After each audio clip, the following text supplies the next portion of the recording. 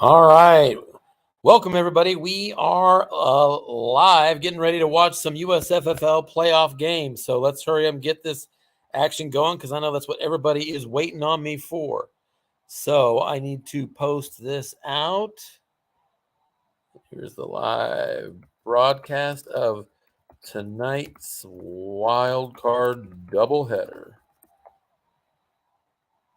And let's get that posted out here.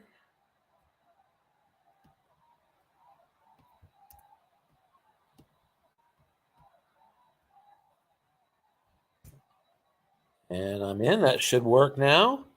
Back to StreamYard. Make sure we're at full screen. We are. I'm not on mute. We're looking at everything. We should be good to go. I'm going to let these guys know if I can. I'm ready, guys. Let me let Harlan know. I think he was kind of holding for me.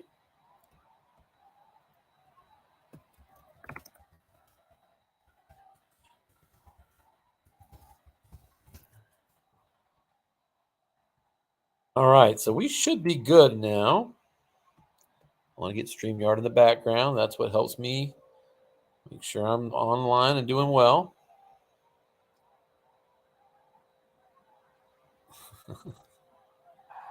Okay, here. There's the kick. All right, we're underway, folks. The 2021 USFFL playoffs. Wild card round. Tampa Bay on the road as a wild card at Dallas. Dallas won the final game of the year head-to-head against the Philadelphia Eagles to go to 10-7 and secure themselves that division title and a wild card round appearance here tonight, hosting the Buccaneers. Cowboys coached by Harlan McClain, and the Buccaneers coached by Vince Trivelpiece. Vince with the ball first. Bucs running up the middle. Ronald Jones getting 6 yards on first down. Second down and 4. Bucs at the 31. Okay.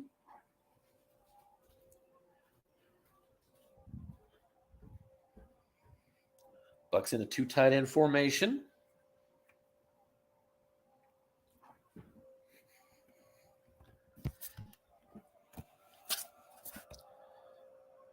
Actually, the Bucs switched to a blocking back formation. It's another run off tackle, and Ronald Jones this time going nowhere. Ronald Jones getting the 0, or I should say the 5 on his card. The black hole for running backs.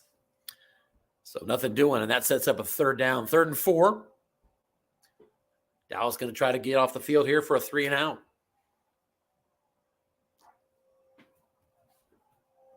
On 3rd and 4, he's a quick out, and it's to Rob Gronkowski. He's got it. It's complete for a first down and more.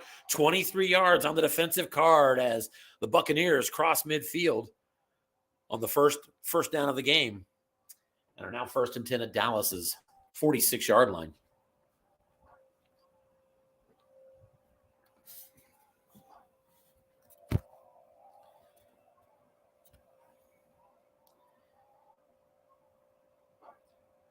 And on first down, it's right back to the run game. Ronald Jones up the middle, 5-yard pickup.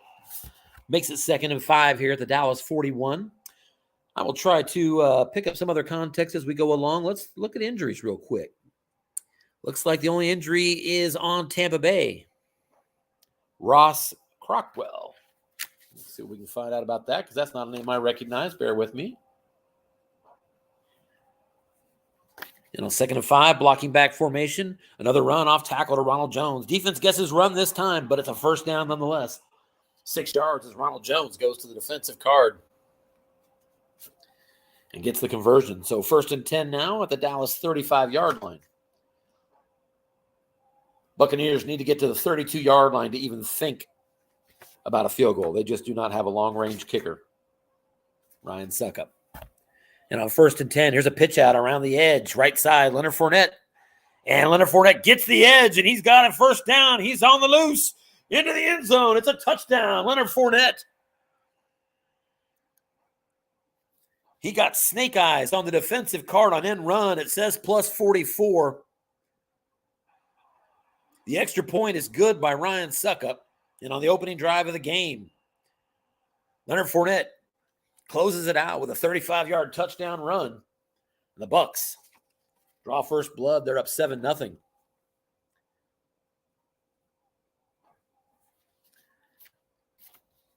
Cowboys now on offense for their first possession, 11:42 to go here in the first quarter.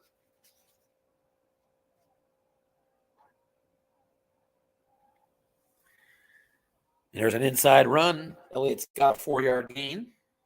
I'll make it 2nd and 6.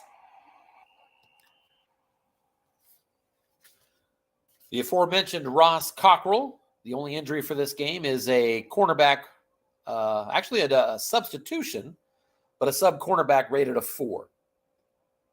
Starting cornerbacks for the Buccaneers are rated 5s, so shouldn't hurt. Here's a short pass and incomplete as Dak Prescott on the Cowboys become the first team to flirt with a turnover, getting that interception split on the defensive card. Incomplete nonetheless. It sets up 3rd and 6 as the Cowboys are going to face their first 3rd down opportunity.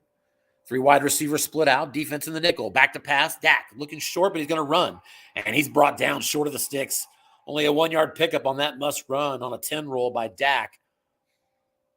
And it's 3 and out for the Cowboys. 4th and 5 now at their own 30. They're going to be punting it back to Tampa. And not a good punt. Roll of an 11, just a 38-yard punt.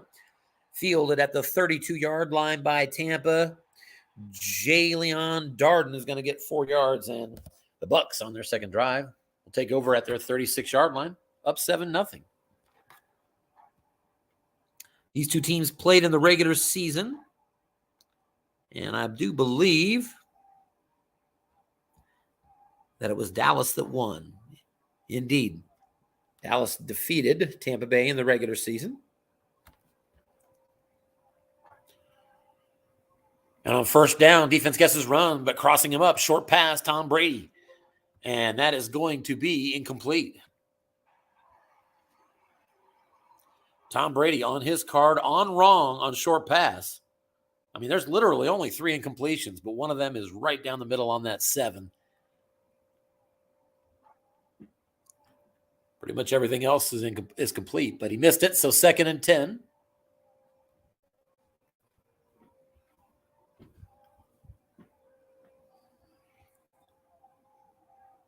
Oh, we got a couple people to add. There's Anthony. Hi, Anthony. And John Freeze. Welcome you both to the stream. How we doing tonight, gentlemen? All right. 3rd and 17. Wow. 7-yard loss on an end run to Leonard Fournette. I'll just briefly say hi. This is John. I'm down in San Antonio, Texas right now in a lobby full of a lot of people. So I'm going to mute my microphone and enjoy the show. That's just fine. John, thanks for checking in. Good to hear from you as always, buddy. Bucs facing a 3rd down and 17 at their 29. They're going to split 3 wide receivers out. Arnold's got his boys operating out of the dime. First quarter action here in an NFC wildcard game. First of 2.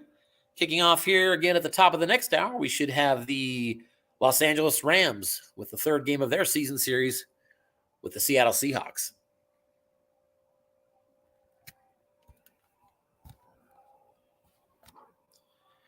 And on 3rd and 17, here's a short pass. Brady looking for Chris Godwin.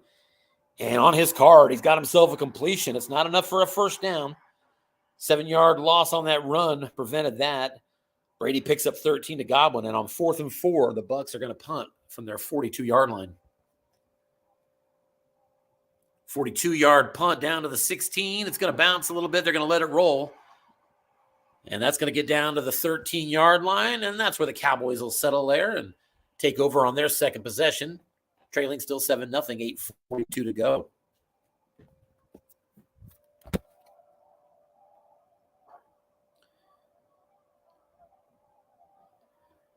Cowboys coming out in a 2 tight end formation. The Bucs got hot down the stretch, winning 4 of their last 5 games, coming back from early struggles to march their way into the playoffs. There's a first down screen pass to CeeDee Lamb, picks up 8. Good first down play there. Cowboys have a 2nd and 2.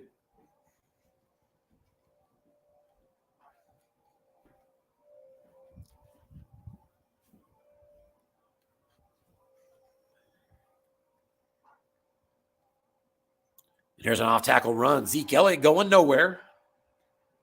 Bucs defense on on Zeke's card. They called run defensively, and Zeke gets 0 on his card. Buccaneers are rated excellent against the runs. Something to factor in here on short yardage. 3rd down and 2. Cowboys at their 21-yard line. They're going to go 2 tight ends. Back to pass. It's a hitch. Amari Cooper's got it. That's a 6-yard pickup and a first down. Nice call there by Coach McClain as he attacked the look-in zone.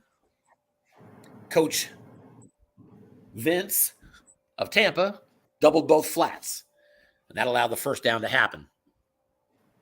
I believe that's the first down of the game for the Cowboys. They're at their own 27. Back to pass. Short. Dak hits Amari Cooper, and that's another first down out to the 39.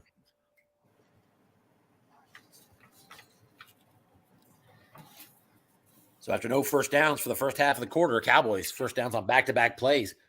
1st and 10 at their own 39. Pass, looking for CeeDee Lamb, and he's got him inside the 40, down to the 30-yard line of Tampa Bay. Dallas caught Tampa guessing run and hit a plus 31 on Tampa's long pass card defensively, which is not the best. So we can see Dallas maybe attacking that again some more in this game. Good evening, Timothy. I was on mute before, so hello. Say that again? Hello, I was on mute before when you asked how I was doing. Sorry about that. Oh, that's cool. There's a first down incompletion. Dak couldn't hit the flat. Gallup on his receiver card couldn't make it. It's 2nd and 10. Tampa rated average to poor against the pass. Here's a slant to Dalton Schultz, and that's complete.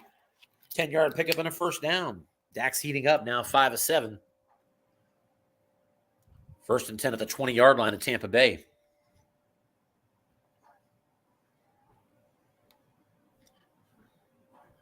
And he's back to pass again here. Looking short. CeeDee Lamb's the target. Defense guessing pass, but he's flushed out of the pocket. And Dak's going to be looking for another target. And he's got himself a hit there.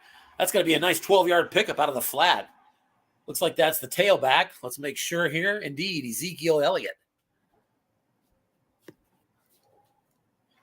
Picking up the dirty work there and getting the first down conversion. Now inside the 10, 1st and goal, Cowboys at the 8-yard line. Tampa out of the nickel. Making use of that safety. They're going to key on Elliott, but it's a short pass, and that's incomplete. Dak got receiver on the defensive card, and Blake Jarwin couldn't bring it in at 2nd and goal on the 8.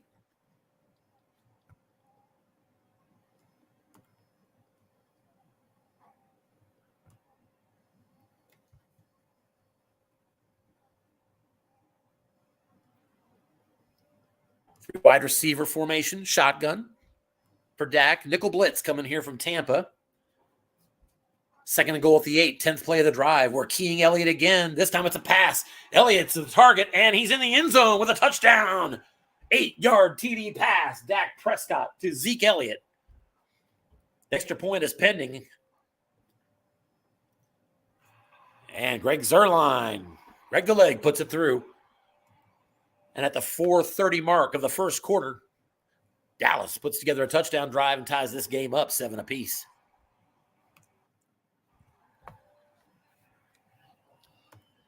So this is the 4-5 seed in the NFC playoffs.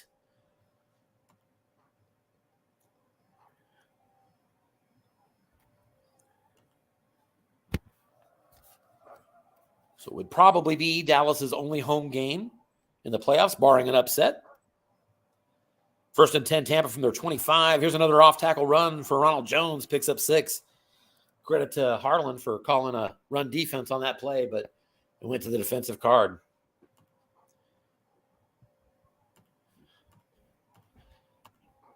Tampa working Ronald Jones early, 5 carries, 23 yards here in the first quarter.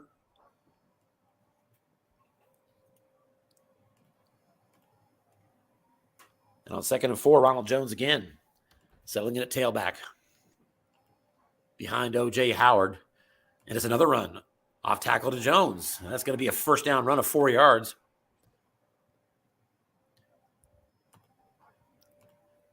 Block made on that play by Rob Gronkowski. Got the 4 on the white dice he needed. And the Bucs move the chains. 1st and 10 now at their 35-yard line. And now the Bucs are going to spread it out. 3 wide receivers. Antonio Brown is out in the slot. Dallas coming out in a 4-2-5 defense. Defense is guessing run, and it's a deep ball to an open zone. And we are going to have a call on the defensive back in zone, and that's complete. Safety cannot make the play. Tom Brady hits Antonio Brown for 28 yards. And it's 1st and 10 at the Dallas 37-yard line.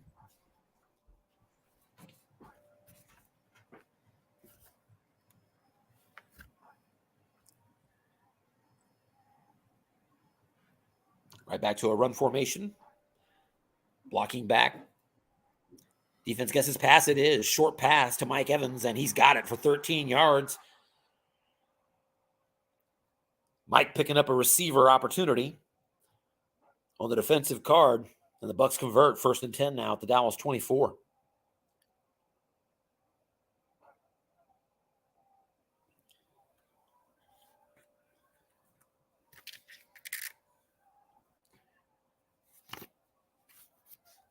Ronald Jones still the tailback here. Defense guessing run, but it's another pass. Short to Gronkowski, and that's going to be complete. And Gronkowski is going to go down the hole and into the end zone. Right up the seam.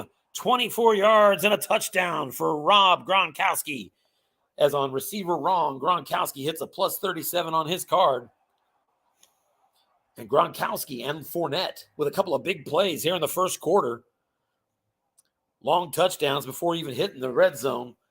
And the Bucs take a 14-7 lead now, 1:48 to go, as Succa puts through the extra point.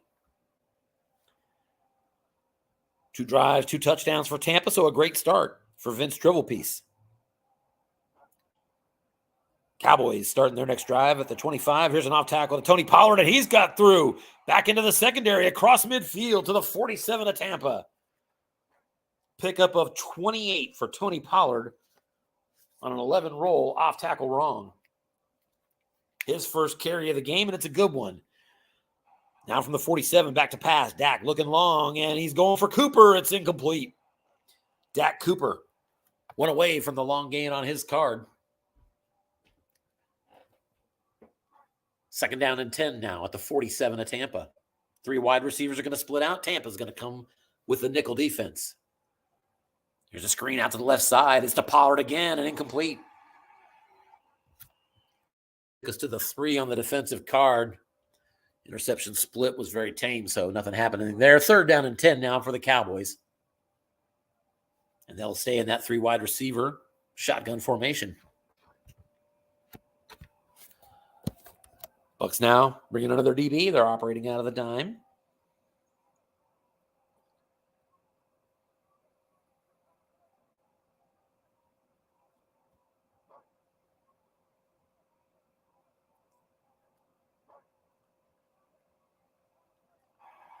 Here's a little sideline dump pass, 8-yard completion. Not enough for a first down. 6 on the white dice converted that to 0 men and gave Dallas a shot, but couldn't quite get the first down. We've got a 4th and 2 now at Tampa's 39. So an interesting decision coming up here. And that, by the way, is the end of the first quarter here in Dallas with the Cowboys trailing 14-7. And coming out of the second quarter here, their decision is to go for it here. 4th and 2 on the 39. From there, it's a 2-5 field goal if he doesn't lose any yardage. And he's going to go for the 2 yards instead. Blocking back formation. Zeke Elliott is your tailback. Bucs are in a 3-4. Big fourth down opportunity for both teams here at Tampa's 39-yard line. Defense calls run, but it's short pass, and it's caught. Dak to Amari Cooper, 10 yards and a first down. Move the chains. First and 10 now at the 29-yard line of Tampa.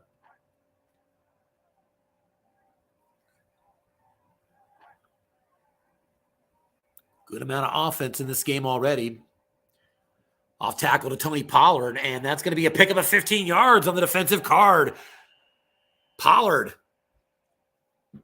Give the defense credit. Vince called run, but it went to the defensive card and got the split roll for the plus 15 and hit the 2 through 5, 11, and 12. So Pollard now 2 runs, 43 yards. Great start for him. Dallas now first and 10 into the red zone at the Tampa 14-yard line.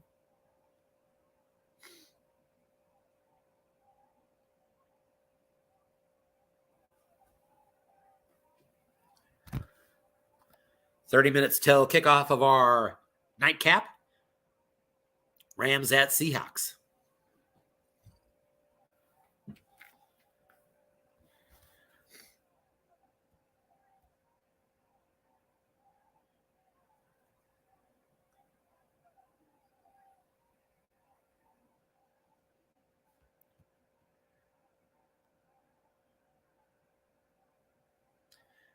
Yeah, we're waiting on a play call here at the 13:48 mark of the second quarter.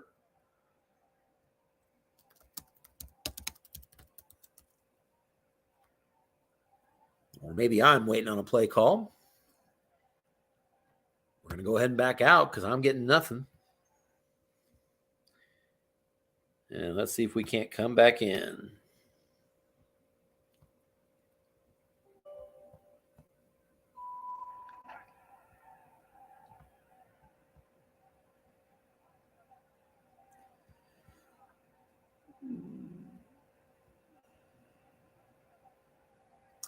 Yeah, it looks like Vince is confirming that. Looks like we're frozen.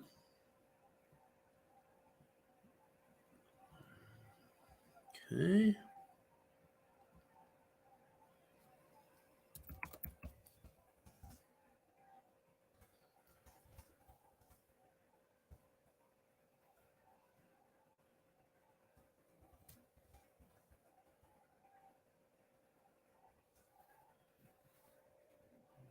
Right. So it looks like we're going to have maybe a short delay here. Let me sit down for a second. We'll take a look at the box score because I'm curious where we're at so far. And if I get a moment, maybe I'll take a look ahead and try to apply some brain power to seeing who these two teams might face should they win. Well, I guess I was going to look at the box score, but it occurs to me now I'm not going to be able to do that. Yeah, hard to do that if we're at the game. That's all right. Hopefully they'll be up here in just a second. We'll keep an eye on them. I guess we can look at the rankings that I released out earlier today. I wanted to look at this Spend stuff. all that time on that graphic. Why don't you put that up? Say what? Which one is that? In This the one right USFFL here? channel. The one that shows the Chargers all highlighted in green? No, not that one. Which one are we talking about? The brackets. Oh. It is a little bit easier to look at than this, actually. So you just go to your Slack. There you go. And then into the USFFL. And I'm going to turn it over to you to talk about while I get a cough drop once I pull it up here. And then just blow that puppy up. There you go. There you go, buddy. It's all yours. I'll be right back. There we go. So we've got the Cowboys here 4-5. But, the 4-5 is it's very difficult to talk about what where they're going to go. It depends on what happens above, These guys are kind of in no man's land for a little while. You would assume that the winner would get, based on who's favorite, Seattle, or Atlanta. That would be the most likely outcome, but we don't know which. We don't know, if even either of them. So when you sit in that 4-5 game, it's a bit of a wild card, if you will, about who you're going to get next.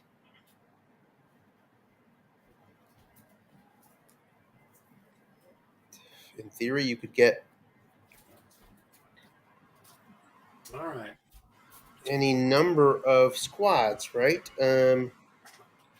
If there's an upset, you're definitely not getting that guy because that's going to be faced.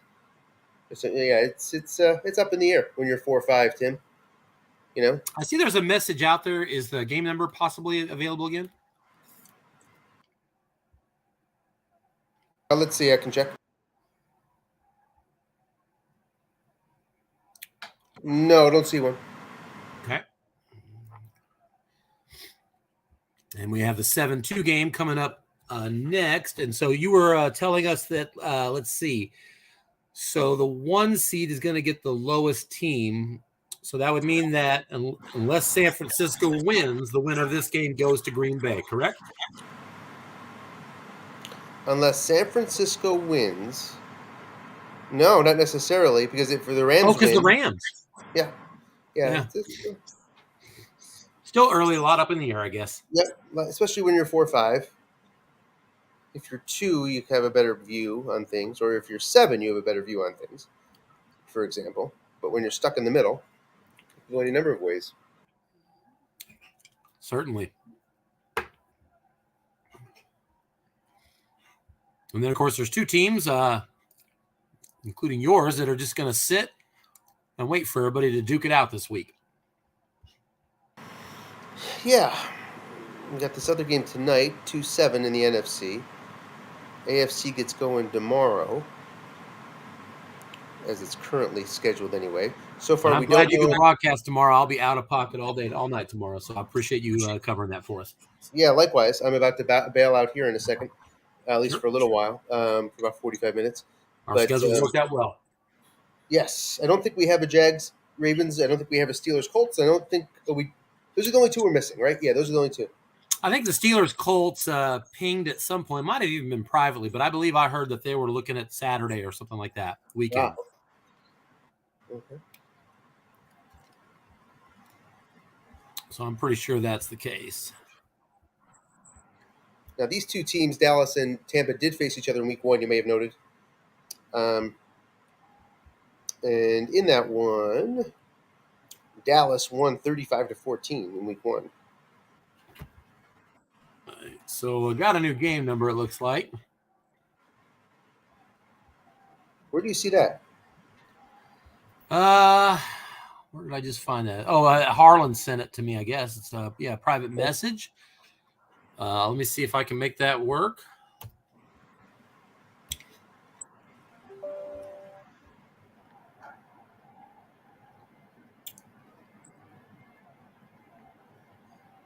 Good game so far.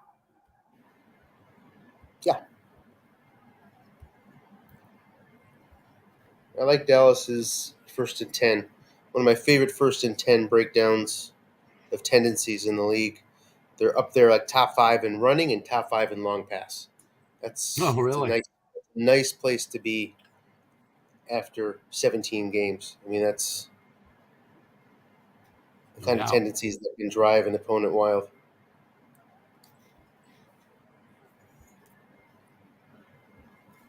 It helps when you have Dak Prescott. Yeah. Yeah, he has a good short pass card for sure. And Tampa Bay is really vulnerable on that deep card. I sure saw that on that completion we just had a little bit ago. Yeah, we have 2 top 5 passers here. These are 2 of the best 5 quarterback cards in the set. All right, got another game number. So we're going to try that one now.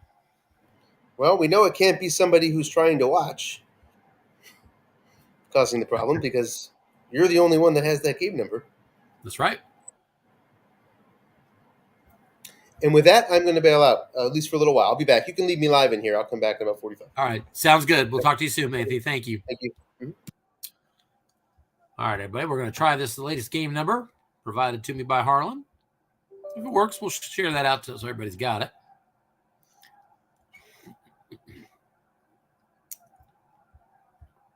Hopefully the tech is behind us and we can get right back to wild card action.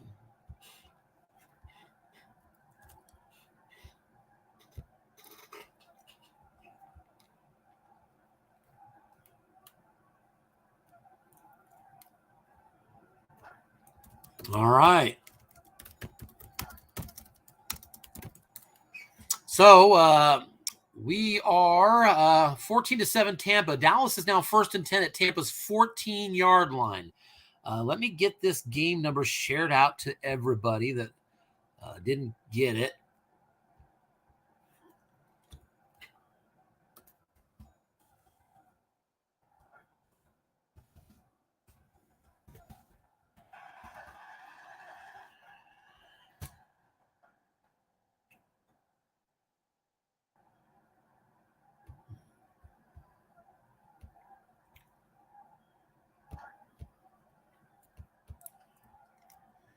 I've got some kind of frozen here too. Where is it? Good Lord.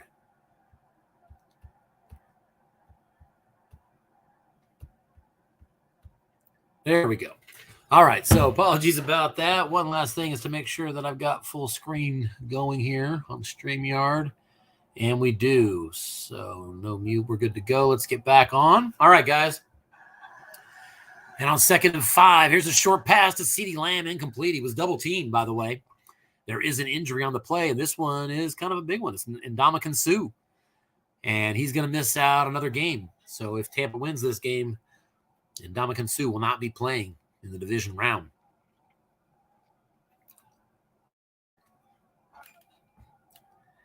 And so now Dallas has a 3rd and 5 at Tampa's 9-yard line. So a big third down here in the red zone. 3 wide receivers are going to split out for Dallas. Zeke Elliott is the tailback beside Dak in the shotgun. Nickel defense here from Tampa.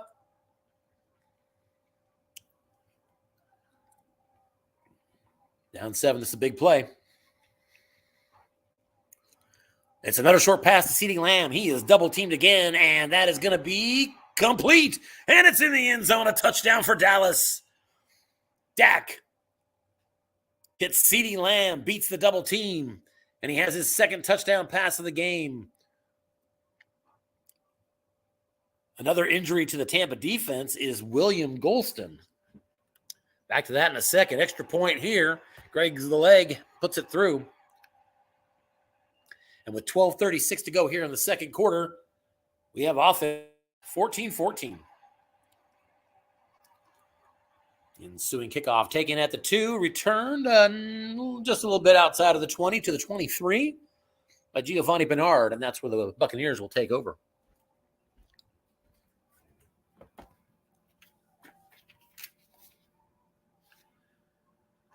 So the Tampa Bay Buccaneers have lost both of their starting defensive ends in this game, Ndamukong Suh and William Golston.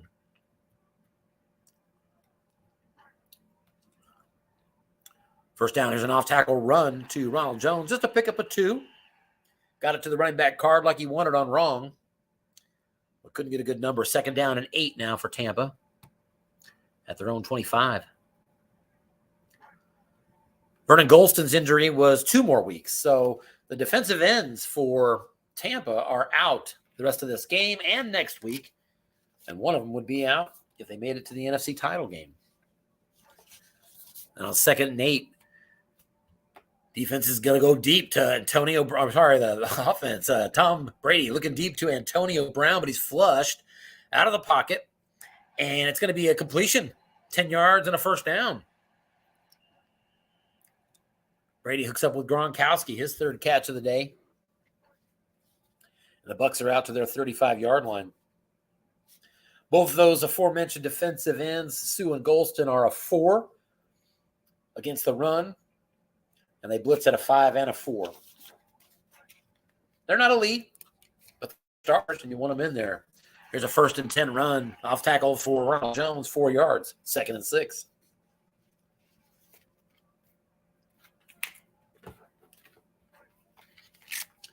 Tie ball game, second quarter. Dallas defense is average against the pass, average to good against the run.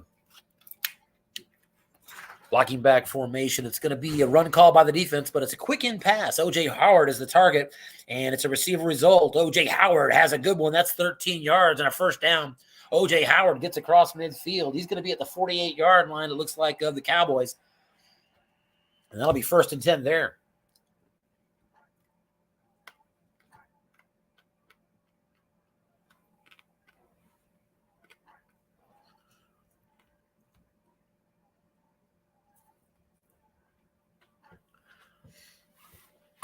Defense guesses run at the pass. Brady crosses him up, throws short, Chris Godwin, and that ball's complete, 14 yards. Buccaneers on the march. Now at the 34-yard line of Dallas.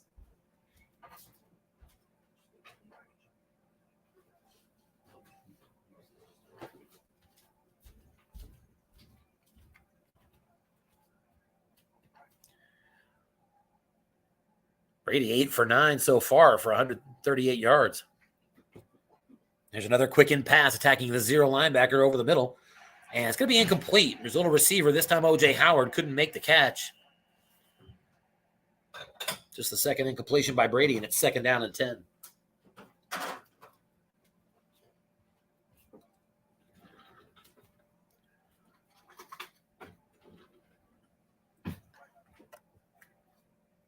Dallas won this match in the regular season. These two teams trying to see who can make it and advance to the divisional round next week.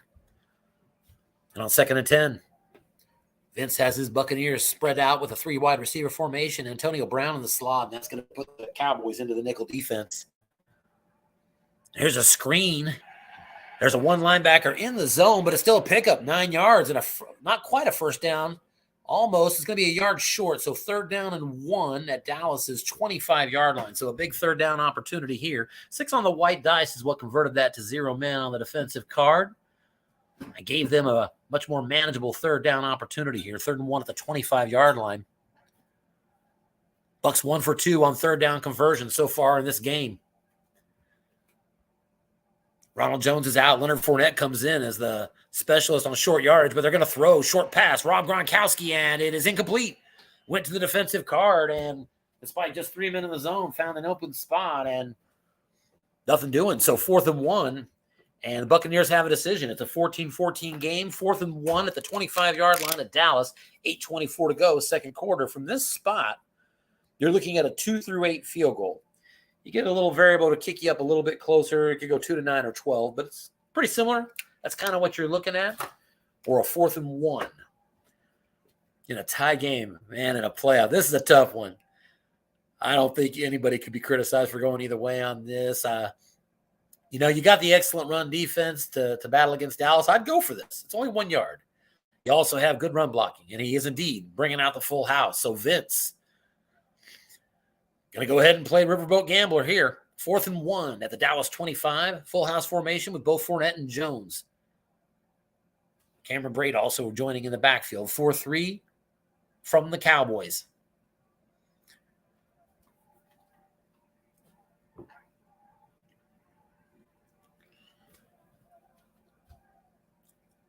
I think Fournette's the better runner on right. But I would anticipate Harlan's fully aware of that too. It's an inside run Fournette, short yardage defense, so it's going to be on his card. And Fournette picks up 2. Indeed, Fournette has enough yardage to get the first down on 2, 3, 4, 8, 9, 10, and 12. So plenty of opportunities. I thought he was pretty good on right, and he does get the conversion here, and a big one for the Bucs. 1st and 10 now at the 23 now for Tampa Bay. Ronald Jones back into the game. 4-3 defense. Run right up the middle for Ronald Jones, and that's going to be a 7-yard pickup. Good pickup considering the defense called run. Nice call there by Harlan. Ronald Jones continues to grind out yards now. 9 carries, 40 yards for Ronald Jones here. And it's 2nd and 3 into the red zone at the 16-yard line of Dallas. Safety is now free. Harlan's going to show blitz. Safety creeps up close out of the 4-3. Fournette into the game now. Defense going past. It's off tackle to Fournette, and nothing doing. That went to the defensive card, and defensive tackle made the play on that one. Carlos Watkins with a 4 on the white die was just enough that he can make that play. It sets up a 3rd down and 3. So another big play here, 3rd and 3 at the 16-yard line. Bucs are going to bring 2 tight ends onto the field. Gronkowski and Braid. Evans and Godwin are split out wide. Fournette is the tailback. 4-3 blitz shown by the Cowboys. Here's a pitch out and against a short yardage defense. Fournette trying to get to the corner, and he gets exactly 3 yards. Bring out the chains, and they measure. It's good. Fournette gets +3, going to the defensive card instead on right. Rolls the 6 where that fumble is, but still picks up exactly the 3 he needs. And it's another first down. at the 13-yard line of Dallas. So several conversions on 3rd and 4th down on this drive for Tampa. Ronald Jones is your tailback here on 1st and 10. 4-3 blitz shown by the Cowboys.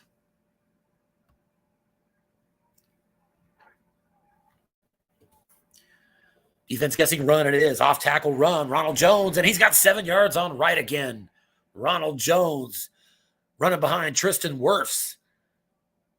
5 rating matches that 5 on the white dice as Ronald Jones continues to grind out yards on right. 2nd and 3 now at the 6-yard line of Dallas. 5:24 to go before half. Tie ball game. Fournette's your tailback in a 2 tight end set. 4-3 blitz here from the Cowboys.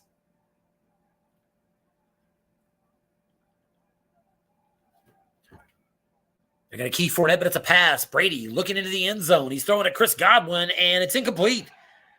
Incomplete as Brady hits the interception result on his card. Only a Snake Eyes is going to get the turnover there, but it does cost him the play. So 3rd and 3 again. For the 2nd consecutive series, we got a 3rd and 3 here at the 6-yard line.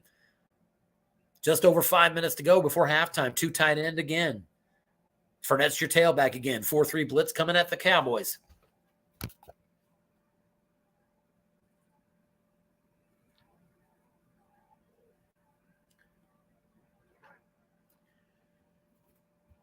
Brady's back to pass. Defense guesses pass. It's short. Cameron breaks the target, and it is caught. Touchdown, Buccaneers. Cameron Brate scores on Brady's plus 13 on a 6 on his card right. And the Buccaneers take the lead. Extra point is up and good. Ryan Suckup makes it a 21-14 lead for the Buccaneers. And with 4:48 to go before halftime, the ensuing kickoff is going to be a touchback in the Cowboys, taking over at their 25-yard line.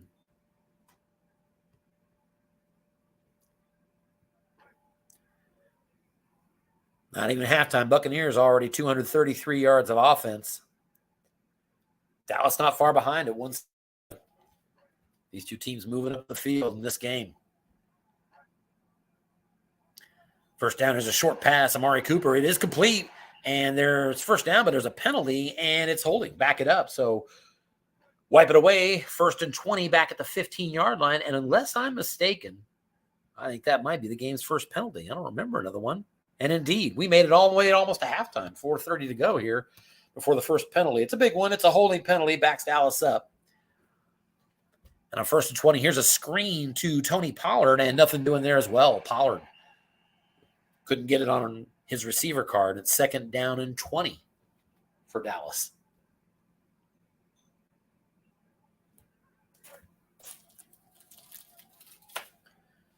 And on 2nd and 20, Dallas is going to go ahead and spread it out. 3 wide receivers, Dak out of the shotgun. Tailback is Elliott.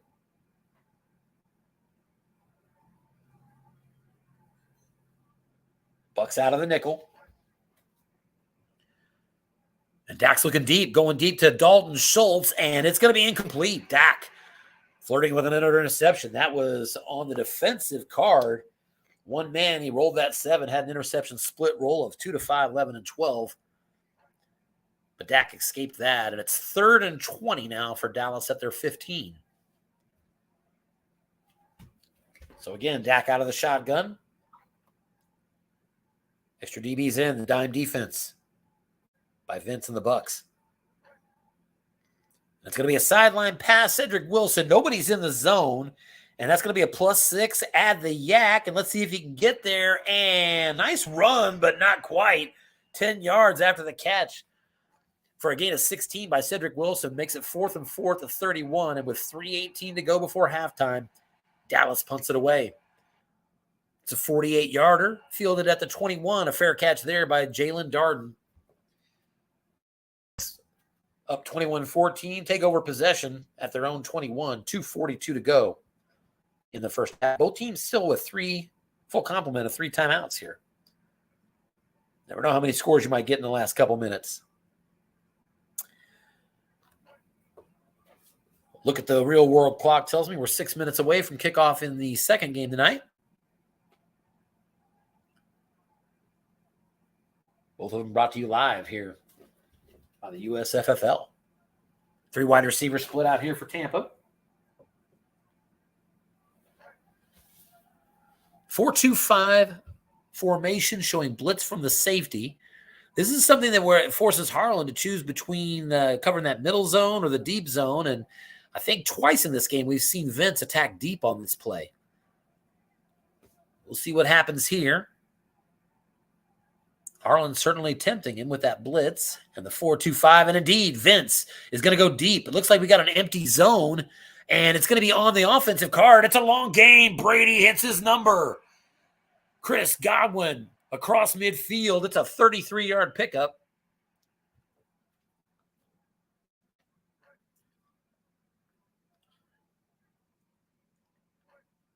And the Bucs are 1st and 10 at Dallas, 46-yard line. Cowboys right back to that same 4-2-5. 3 wide receivers split out for the Buccaneers. Shotgun formation for Brady. So once again, what are we going to do with the safety? Leave him deep or put him in that look-in? He's going to put him right back into that look-in zone, and guess run. It is a button hook into that look-in zone. Leonard Fournette has a yak opportunity, and Leonard Fournette's pretty good at that, but not a good roll here. Just a pickup of 3. Fournette's second catch in the game. 2nd down and 7 as we reach the 2-minute warning here in Dallas, where the Cowboys trail 21-14. The Bucs have the ball in Dallas territory. They're on the march, 2nd and 7 at the 43. They're going to split out 3 wide receivers. Dallas now going to go nickel 3-3-5.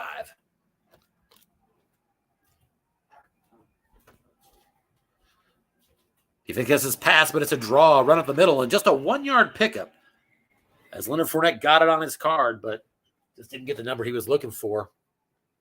And that's going to make it 3rd and 6 at the Dallas 42. And both teams elect to let that clock run down. So nobody taking a timeout. They want to see how this 3rd down plays out with 1:37 to go before halftime. 3rd and 6 at the Dallas 42.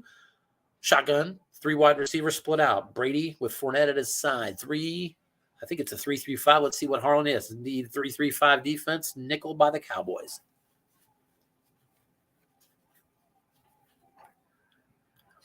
Here's a quick out left side. Rob Gronkowski, and Brady has a receiver opportunity, and Gronkowski hits in one of his numbers. Gronkowski for 16 yards, and he's going to get out of bounds too. Down to the Dallas 26-yard line. Big play. Brady goes over 200 yards passing here in the first half. 13-17 for 205.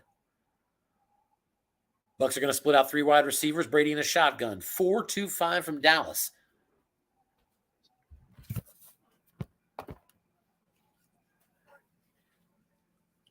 Looks like we're leaving that long zone deep again. It's a draw up the middle to Fournette.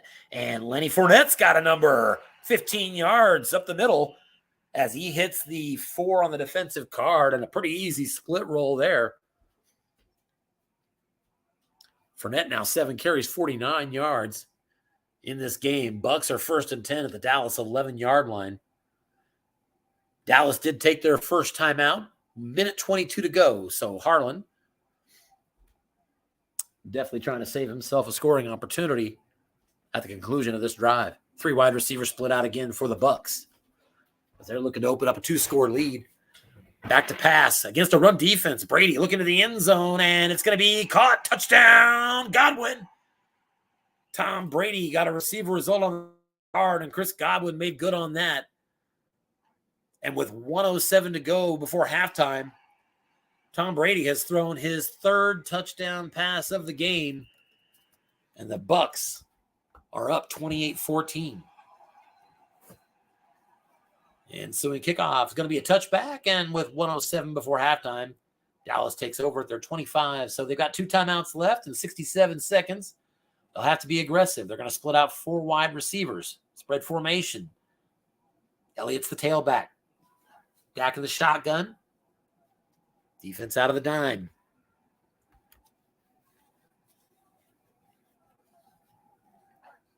2 timeouts. You don't have to be too aggressive. Here's a square in pass. Nobody in the zone, and it's going to be a 9-yard pickup. Nice call by Harlan. Calls his second timeout, just one remaining. Down to a minute left, 2nd and 1. Dallas at their 34.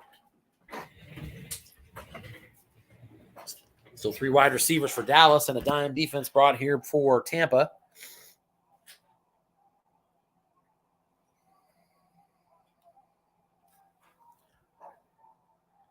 Here's another sideline pass, and it's going to be, picked off. Oh, no, interception. Dak was trying to hit Cedric Wilson, and it's going to be an interception on the play. Pierre Desir stepped in front of that play, just a 5-yard return on the interception. Folks, that was a flat pass wrong on Dak's card. Everything there is complete except the 11, and the interception split roll for him had to be snake eyes, and Dak rolls the snake eyes. Big interception on a snake eyes only to turn the tide in this game. Seriously, if the Bucs could get another score here. 52 seconds left for Tampa. They have 3 timeouts. They're up 28-14, and they've got the ball at the Dallas 33-yard line. So they're already on the fringe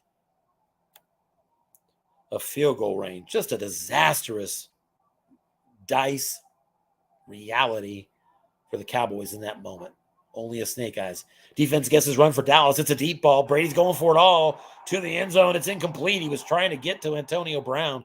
Couldn't hit his number, but there's a penalty, and it is a pass interference call against the defense. It didn't happen in the end zone. It's going to be a 26-yard penalty down to the 7, and Tampa is 1st and goal at the 7-yard line. Dallas desperately needs to keep him out of the end zone here. 3 wide receiver formation. It's going to be a run off tackle. Lenny Fournette. Fournette's got himself a short gain, and he's into the end zone. Lenny Fournette, although there is a penalty. Let's see if it's going to stand. We do see a penalty on the field, and indeed it's going to take it off. Touchdown does not count. Holding on the play. So Lenny Fournette has a touchdown run that would have been his 2nd of the game, wiped away. And it's 1st and goal Tampa at the 17-yard line. Now 37 seconds left. Dallas showing the 4-2-5 defense again. They don't need to cover the long zone, so the free safety can. That middle zone if he likes. Brady out of the shotgun with Fournette beside him. And he's back to pass. Defense gets his pass. Looking short to Mike Evans, and that's going to be complete. 16 yards down to the 1. Injury on the play as well, and it is on the Dallas defense. DeMarcus Lawrence is hurt, and he's out for next week as well. So we'll unpack that in a second, but wow, 2nd and goal at the 1 now for the Buccaneers. 30 seconds left. Full house formation. 4-3 blitz coming at you from the Cowboys defense. It's a sneak to Brady. He is keyed, and he is stuffed. Nice call there by Coach Harlan McClain of Dallas to make a critical stop and give himself an opportunity here on 3rd and goal at the 2. Cowboys trailing by 14, desperately needing to hold the Bucs to a field goal attempt here. We get to halftime, we'll switch over and see if we can't see what's going on in the NFC West with their wild card game tonight. Big play in this one, though. Just before halftime, Tampa up by 2 touchdowns. 28-14, and they're not done, potentially. 3rd and goal at the 2 with 22 seconds remaining. They've got their 2 timeouts, so the whole playbook is at their disposal. Full house is your formation.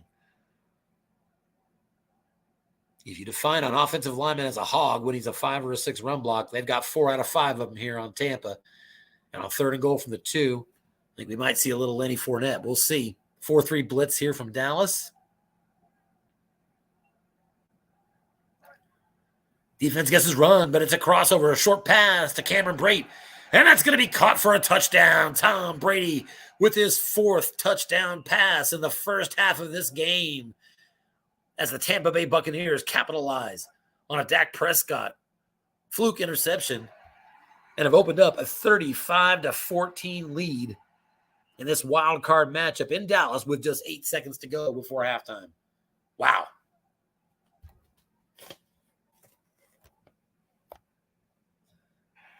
Here's a squib. And that's going to be grabbed at about the 27-yard line and returned out to the 40. Dallas has it there, but only 1 second remaining on the clock here. So dime defense from Tampa. 3 wide receivers split out for Dallas. As we'll see a Hail Mary as Dallas looking for a prayer to cut into this 21-point deficit at home.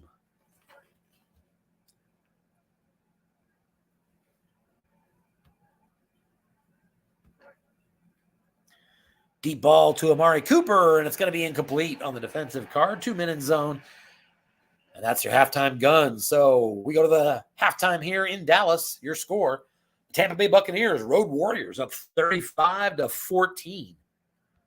And before we go to the other league, or I say the other wild card game, let me at least take a look at what kind of offense gets you to 35 points in the first half. So Tampa Bay in the first half, folks, 19 first downs, 329 total yards of offense in the first half.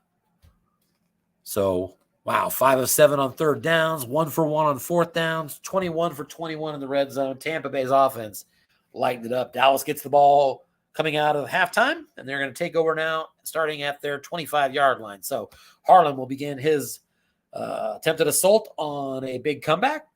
And I'm going to switch and see what we can find. Still waiting to hear from Scott. 7:06.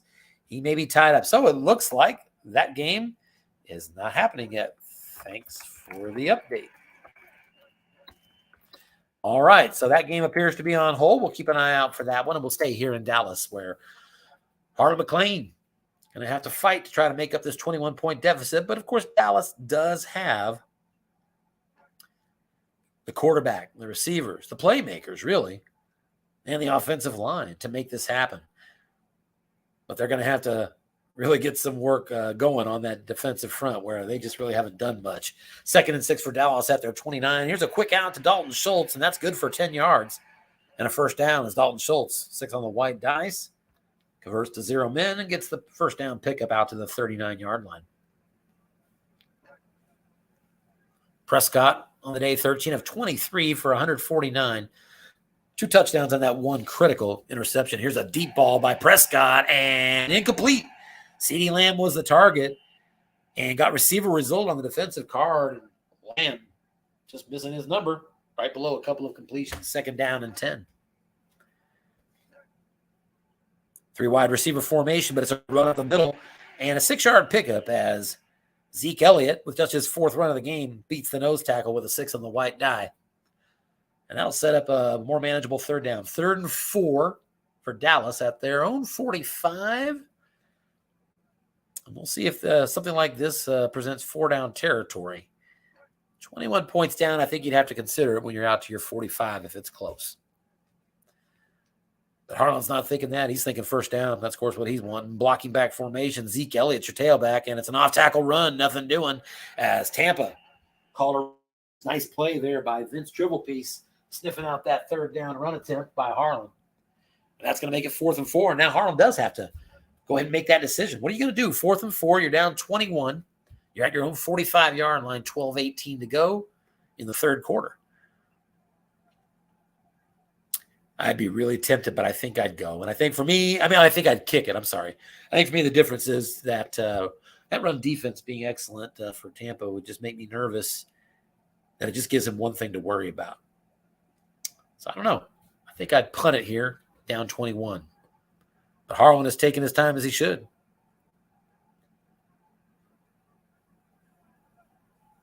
Of course, Tampa did lose their 2 defensive ends. All that won't help you on some of those defensive results. The replacement ends are zeros as I'm looking at it. So you'd have zeros there. And Vita Vea up the middle is a stout 5.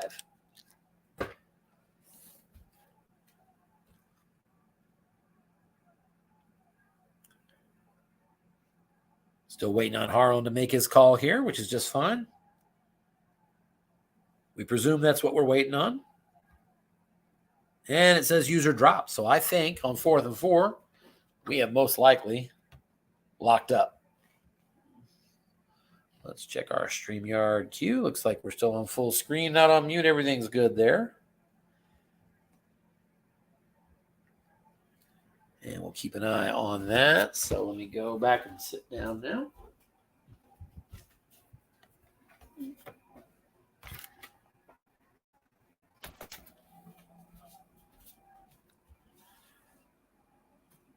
So we've got one game that is early in the second half. Dallas up 35-14. We got another game that was scheduled to kick a little bit ago and is running a little behind. We presume is going to be kicking off here in a little bit.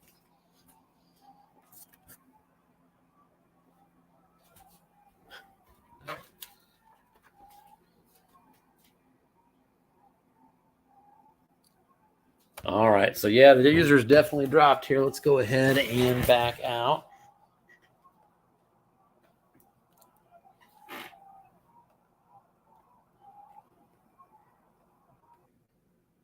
All right. And looks like we've got a new game number.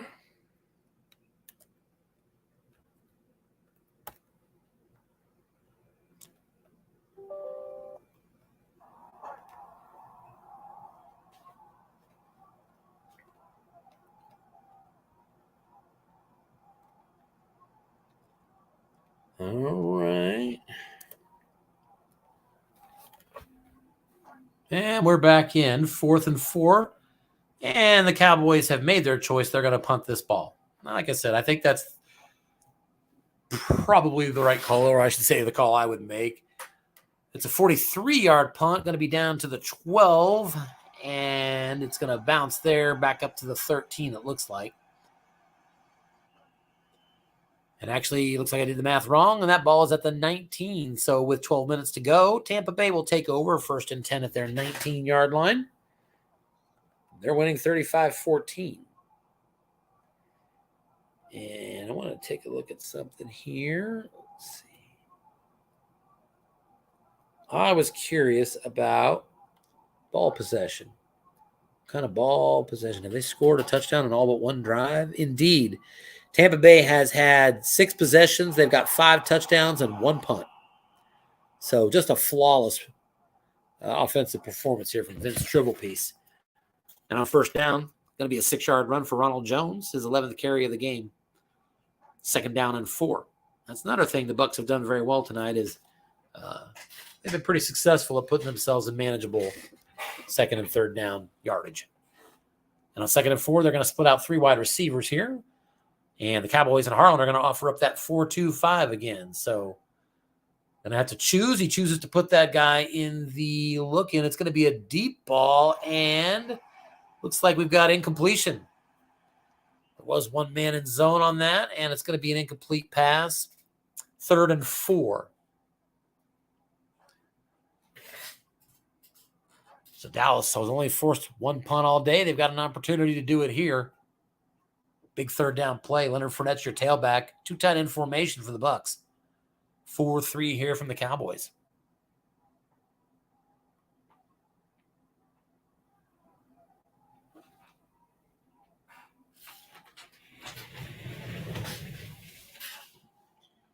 And on 3rd and 4, it's going to be a pitch out as Lenny Fournette's going to try to get around to the edge, and he's not going to get there. Nice tackle, Leighton Vander Esch. Lenny on his card. On wrong, rolled the 0.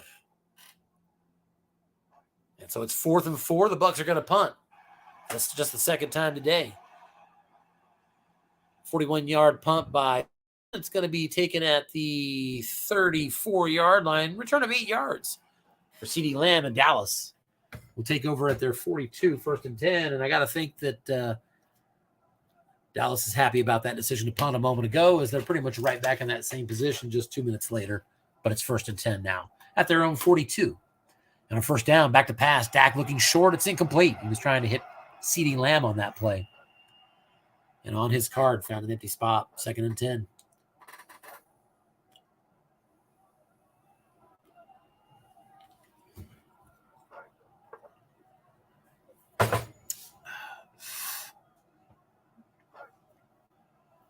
Here's a screen pass on 2nd and 10 to Elliott. And 5-yard pickup. There is a penalty. Elliott got 5 yards, receiver on his card.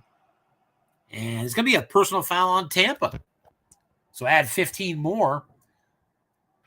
Just like that, Dallas is down to the 38-yard line of Tampa, 1st and 10. Both teams just 2 penalties in this game. It's been pretty clean so far. 2 tight end formation. Zeke Elliott's the tailback. Defense guesses pass, but it's a run off tackle to Elliott. And Zeke's got his number. That's a short gain on 6. Zeke Elliott down toward the red zone and brought down at the 20-yard line, a pickup of 18 yards. There's an injury on the play, and this is Amari Cooper. It looks serious. We'll take a look at it. 1st and 10 at the 20. Excuse me.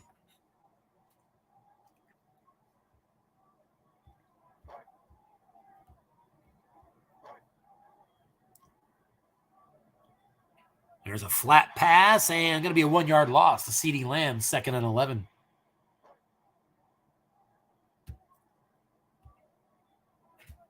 These two teams are a perfect 5 for 5 getting touchdowns tonight once they get to the red zone, and Dallas has never needed one more. 2nd and 11 from the 21, and Dak's back to pass and looking long, but he's flushed out of the pocket. Good thing for Tampa. Nobody was in the deep zone.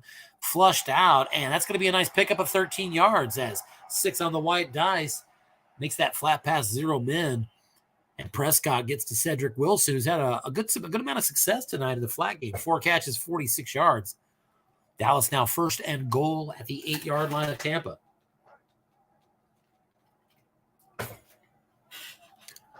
Still plenty of time in this game. Defense keys on Zeke Elliott, but it's a short pass and incomplete. Dak continues to struggle a little bit anyway. 16 of 29, 166 on the game.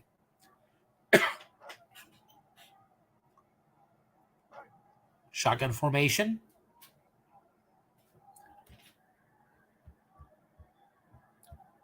Bucs out of the nickel.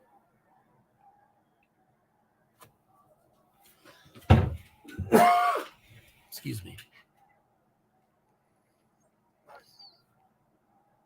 Defense is double teaming, guessing pass, but it's a run up the middle of Elliott and just a 2-yard gain as a 1 on the white dice.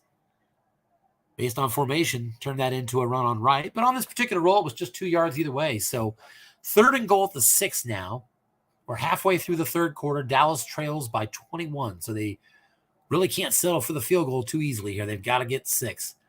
3rd and goal at the 6. They're going to go 3 wide receivers. Dak in the shotgun with Elliott beside him. Nickel D once again for Tampa. Back to pass Dak. He's looking to pass, but he's brought down.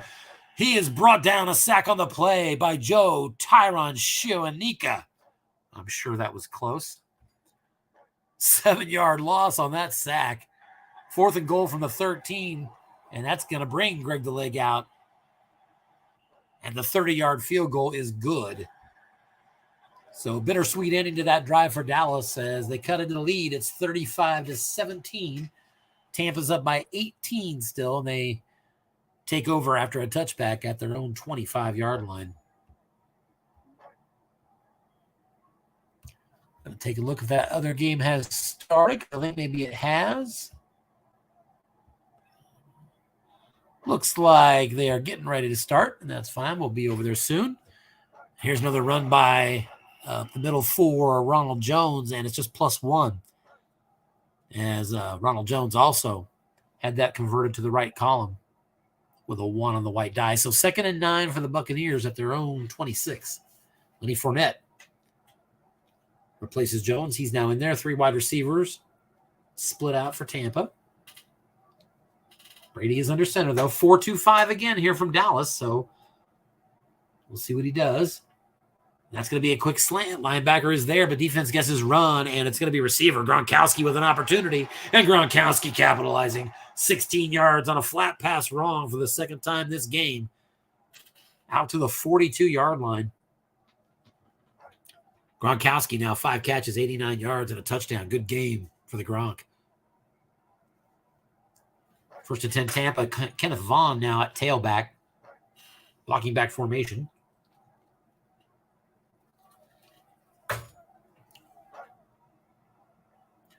Here's an off-tackle run by Vaughn, and it's going to be a 3-yard pickup. So 2nd and 7.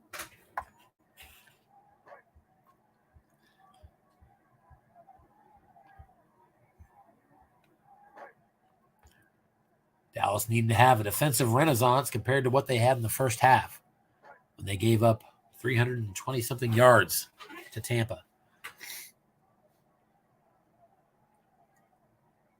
Lenny Fournette's the tailback in a blocking back formation. The Cowboys are going to show blitz out of the 4-3, so the safety's crept up here. We're going to go to the flat here. Gronkowski's our target again. Just a 4-yard pickup this time for Gronk. And that's going to set up a 3rd and 3 right near midfield at the 49-yard line there. Tampa's on their own side of the 50, facing a 3rd and 3. So big play here for Dallas as they desperately need to get off the field defensively. Lenny Fournette's single tailback behind 2 tight ends. 4-3 defense here from Dallas.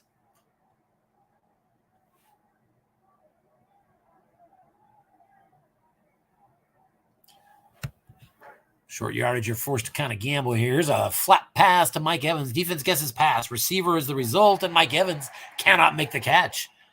Mike Evans on right. That's about 4 incompletions. He did hit one, so 4th and 3, and Tampa going to punt again. This punt is inside the 10 at the 9-yard line. CeeDee Lamb's going to get a short 7-yard return. And with 3:36 to go here in the 3rd quarter, Dallas takes over at their 16, trailing 35-17. Dallas will come right out with 3 wide receivers.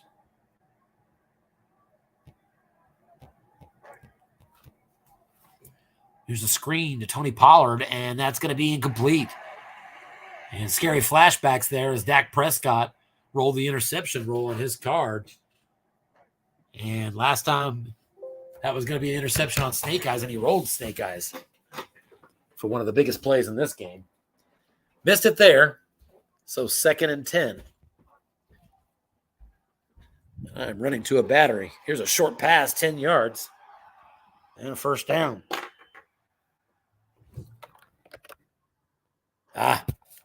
We are safe. I thought I was about to run out of power in mid-broadcast, but we're good. Dallas, after that 1st down pass to CeeDee Lamb, out to the 26-yard line.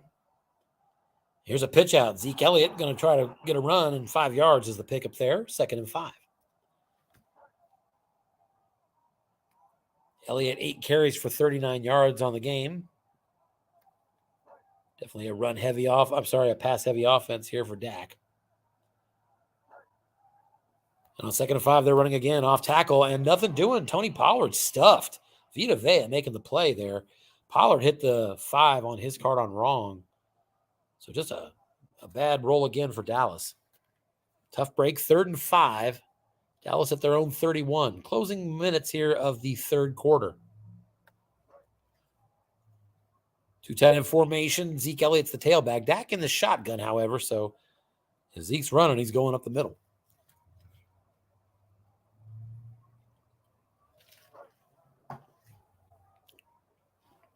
And on 3rd and 5, the defense for Tampa is going to sit in the nickel. It is a square out, and it's going to be a yak opportunity. He has a chance at a 1st down. He's not going to get it. Zach to Cedric Wilson, just 1 yard on that pass. It was +2, and then the yak roll went awry, and it's 4th and 4, and Dallas is going to punt again. 4th and 4 from their 32. Big stop for Tampa. There's a 49-yard punt by Brian Anger, fielded at about the 19. And a 2-yard return by Darden. And with 1.5 minutes left here in the 3rd quarter, Tampa taking over. 1st and 10 at their 21. Let's do a peek in, see if we maybe have a game number on the other game. We do not. We'll keep an eye for that. Kenneth Vaughn is your tailback here for Tampa. Defense guesses run, but it's a pass. Brady short to Godwin, and that's good, 12 yards. Brady continues to be in fuego today. 19 for 25, 266, and 4 touchdowns. No picks. Bucs now 1st down at their 33. Ronald Jones, tailback, has a blocking back formation.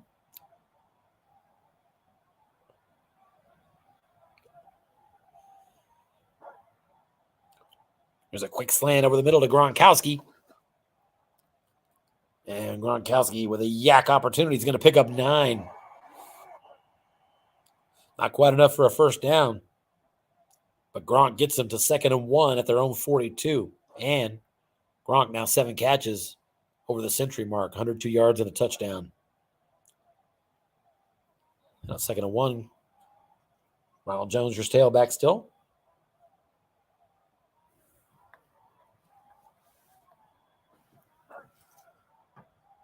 And it's going to be a sneak. Brady pushes through. They plow for 6 yards. That's the final play of the third quarter here in Dallas as the home team Cowboys, kind of in dire straits. They trail by 18, 35-17. And Tampa Bay, 1st and 10 with the ball near midfield at their own 48.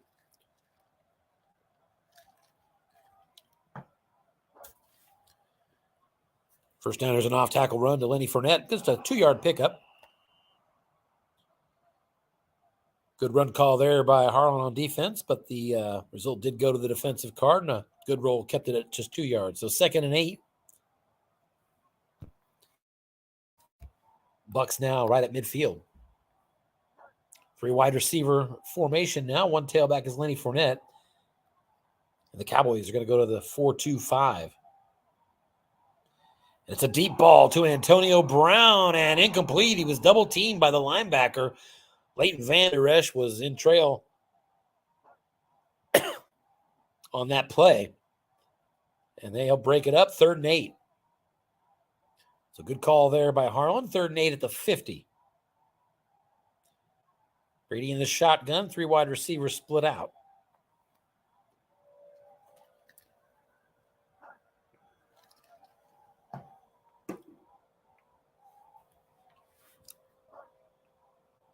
Harlan mixing up the defensive calls, going to the 4-2-5 again situationally. Here's a screen pass on 3rd and 8. Lenny Fournette's going to try to get it pick up on his own. It is a receiver result, but no, he is brought down. 4-yard loss on the play. Nice play by the defense there. As Fournette on a receiver result couldn't do it. So 4th and 12, Bucs are going to punt. And that's going to be a nice punt down to the 12, fielded there for a 3-yard return, and the Cowboys have the ball now, down 18. They're at their own 15-yard line. I would maintain Dallas is still in it, but they need a touchdown, and they need it soon. There's a 1-yard run. Tony Pollard on a pitch out, and it went to the defensive card. Bucs rated excellent. Shut it down. So 2nd and 9. Dallas from their 16-yard line. Bucs have been one of the more hot teams down the stretch. One of those teams that got off to a very rocky start. Vince was frustrated, and then he put it all together. 2nd and 9. Here's a run of 5 yards as Zeke Elliott uses the white die to beat the nose tackle Vita Vea. It's not easy to do, but he did it, and it's 3rd and 4. So big 3rd down here for Dallas from their own 21, 3rd and 4. Prescott's in the shotgun. Elliott's the tailback. Dallas just 2 for 8 on 3rd downs in the game. Here's a square and pass. Empty zone, big opportunity, and it's going to be 6 yards. Not a huge gain. Certainly some better rolls all over the place. In fact, of the completions, that was the amount CeeDee Lamb could have picked up, but good news is for Dallas, it's a first down, move the chains from their own 27. Harlan's keeping the 3 wide receiver formation. It's going to be a draw off tackle for Pollard and pick up a 6. Pollard hitting double 6s on his card on wrong. Boy, you thought that might have been a little better. It's a 6-yard gain, 2nd down and 4. Pollard stays in the game. 3 wide receivers is the formation. Nickel defense and back to pass. Dak is looking long for Cedric Wilson, and it's going to be intercepted. Intercepted on the play. And that's going to be Antoine Winfield, 6-rated player. And Antoine Winfield is on the return from his own 34. And he's got room, and he's going to go, folks. That is a pick 6 for Tampa. And they are pouring it on in Dallas.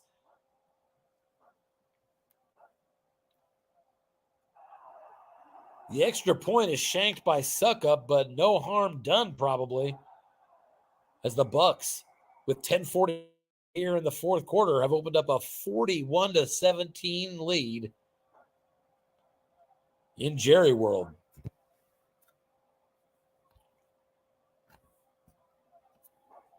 So some bad breaks along the way here. There was a face mask on the kick return, and Dallas does get the ball out to their 40. And a first down draw to Tony Pollard, just picking up 2 yards. Pollard got out quick on his first 2 carries, but has been a little more pedestrian since then. He's 7 carries, 57 yards on the game. Second and 8, here's a screen to Pollard, and he's going to stretch, and he's got himself a first down, 8-yard pickup. That'll get it to the midfield stripe. 9:36 to go here. As Tampa has come into Dallas, and they're pouring it on, 41-17. Here's a draw to Pollard, and just a 3-yard pickup. The one on the white dice converted that to the right column. 2nd and 7.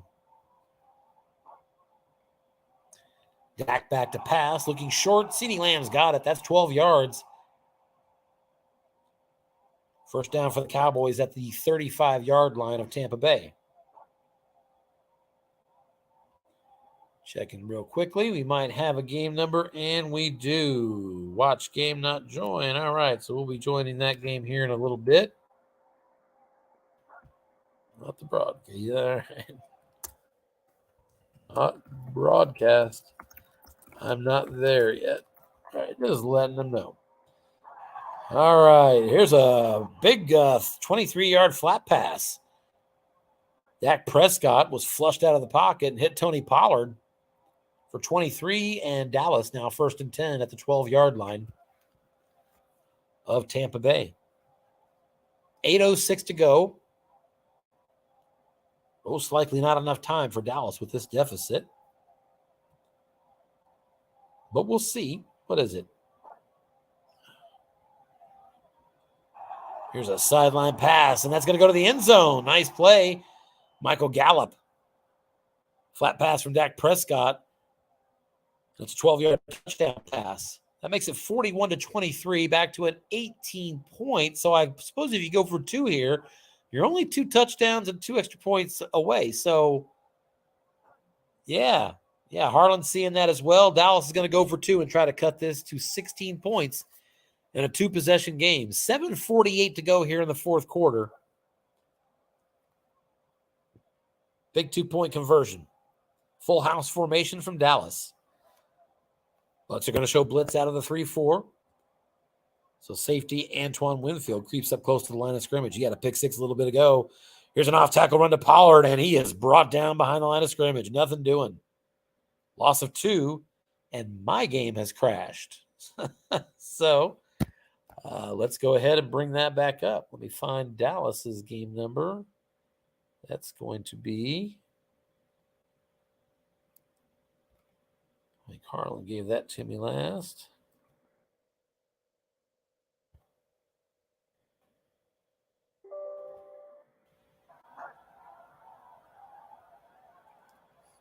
Gallup scores a touchdown, and it seemed to break the matrix.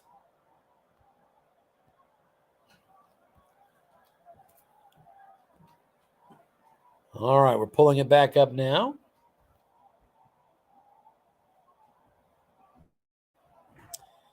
And the score is 41-23. Bucs have the ball, 2nd and 4, just a 2-yard pickup. And so here's a big 3rd down for Dallas. The 3rd and 2, they're going to want to try to get a stop here and force the Bucs to punt.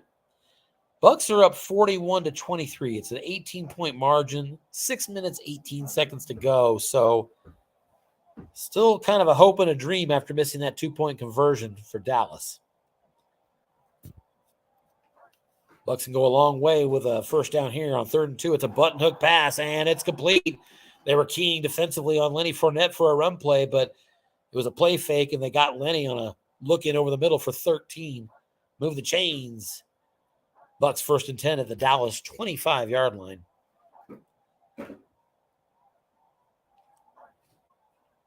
Here's a run up the middle for 1 yard. Keyshawn Vaughn. 2nd and 9 at the 24. And I think we need to start getting ready and get again with the second game, as this one appears to be close to out of reach.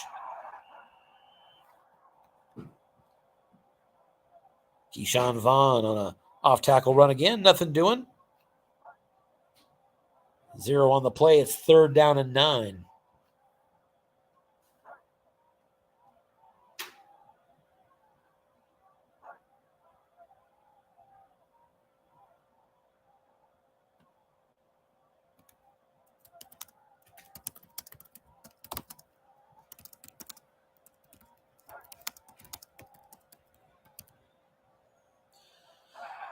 Here's a 3rd down run, 4-yard pickup. It's going to be 4th and 5. And that'll bring on Ryan Suckup for the 37-yard field goal. It is up and good, as the Buccaneers, with 3:36 to go in this game, have opened up a 4-23 lead.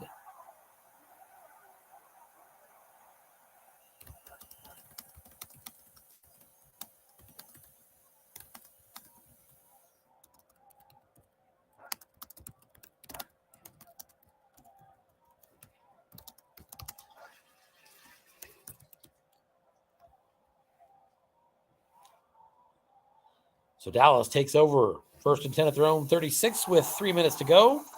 Flat pass out of bounds, 10-yard pickup.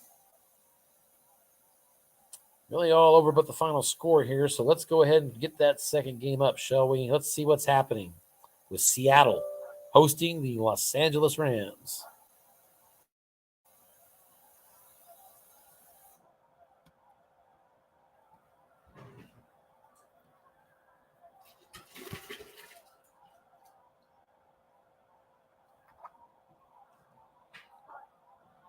And here we are. No score. 9:36 to go, first quarter. Seahawks have the ball. They're 2nd and 6 at the Rams' 22-yard line. Let's take a look at ball possession. Are we on the opening drive? No. Rams had the first possession of the game. 3 and out, quick punt. And Seahawks got the ball. They're on the 11th play of the drive now. So Seahawks on their opening drive here. This will be their 11th play. 2nd and 6 from the 22. Rashad Penny is your tailback, 2 tight end formation.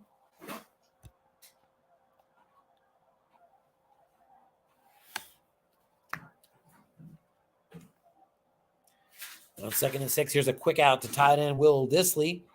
And it's going to be a yak opportunity and just a 2-yard gain as Dissly did not capitalize. Dissly is a B-rated yak player. Just didn't get the role he needed on that one. Getting the cards out for this second matchup. We'll get back into Dallas and check and get the final score there in a second after this big play. 3rd and 4 at the 20-yard line for the Seattle Seahawks. NFC wildcard action. Chris Carson now subs in at tailback. And it's going to be a square in over the middle to Tyler Lockett. Pickup of 8 yards and a first down into the red zone and down to the 12-yard line. 1st and 10 there for Seattle.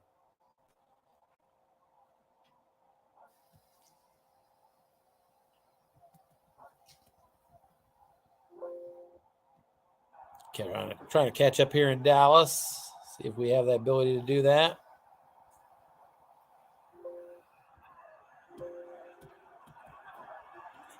And it doesn't look like we do. I think that Dallas game is going to need to be shut down. So let's do that.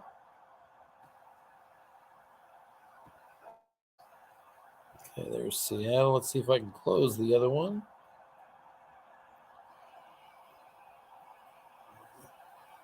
All right, so here's what we are going to do. We're just going to close it all. Come right back up. Oh, there's two of them. Maybe I can pick the right one. Yeah, maybe I did. So the Seattle Seahawks, by the way, are on the board. Russell Wilson with a 3-yard sneak for a touchdown, and the Seahawks are going to go for 2-point conversion here on the touchdown they've gotten on their first drive of the game. Coach Dennis Crowley's been known to do this full house formation. 3-4 blitz from the defense. They guess run, short pass. DK Metcalf, incomplete.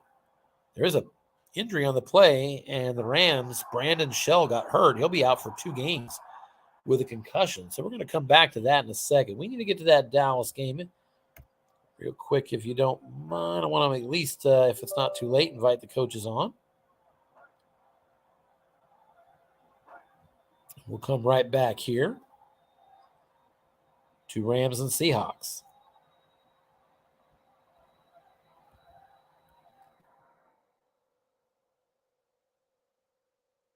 Might be too late. Game might already be over, but let's give it a try here. All right, 37 seconds left.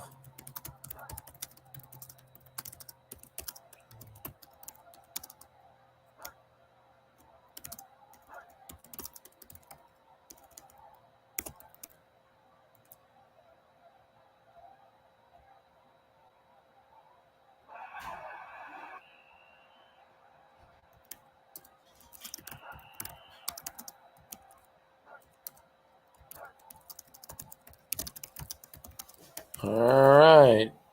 Just letting them both know.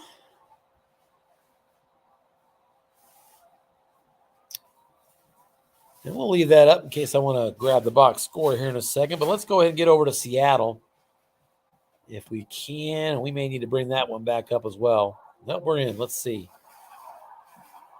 There's a 13-yard pass completion. Matt Stafford to Robert Woods on a hitch play, and the Rams. They're trailing 6-0. They have a 2nd and 9 at their own 42. So Los Angeles Rams apparently got the stop on that 2-point conversion that Seattle tried on their opening touchdown. So the Seattle Seahawks at home holding a 6-0 lead on the Rams.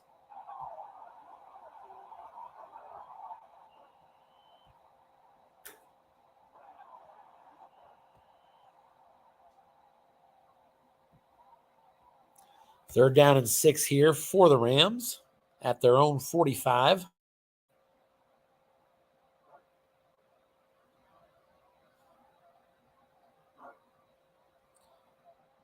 The Rams are going to bring out 3 wide receivers. Van Jefferson is in the slot. He's matched up with a 0-rated cornerback. Here's a draw on 3rd and 6. Sonny Michel off tackle draw, and he's got himself a little short, 4-yard gain. Nice containment effort there by the defense. Bobby Wagner makes the stop. And that containment saved a first down. It would have been 7 yards and a first down, but instead it's 4th and 2. Rams at their own 49, and they're going to play conservative and punt this ball. I don't know that I can blame them. So the punt formation is out there, Johnny Hecker. And that might get to the end zone, because I assume that's going to be down there by the Seahawks.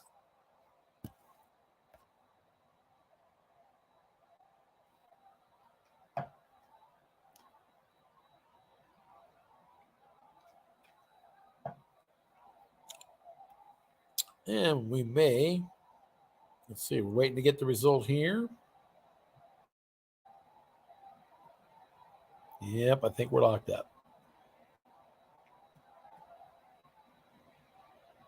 So bear with me. Dallas game is over. That game finishing, bringing up this dialogue box here might be what caused the whole thing to crash. 44-23. So 44-23 is your final score in the opening game tonight. Tampa Bay Buccaneers advance to the divisional round.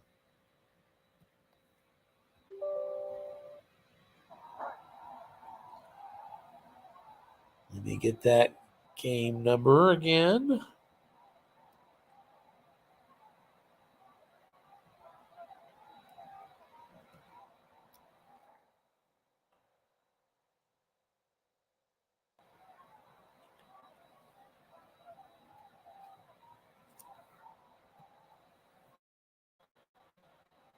Okay, we are back and live, and Seahawks with the ball. And the first thing we see is going to be a 13-yard completion. Russell Wilson to Tyler Lockett, his second catch of the day. Seahawks 1st and 10 at their own 37-yard line. 3 minutes to go here in the first quarter. Seahawks lead 6-0. Seahawks are coached by Dennis Crowley.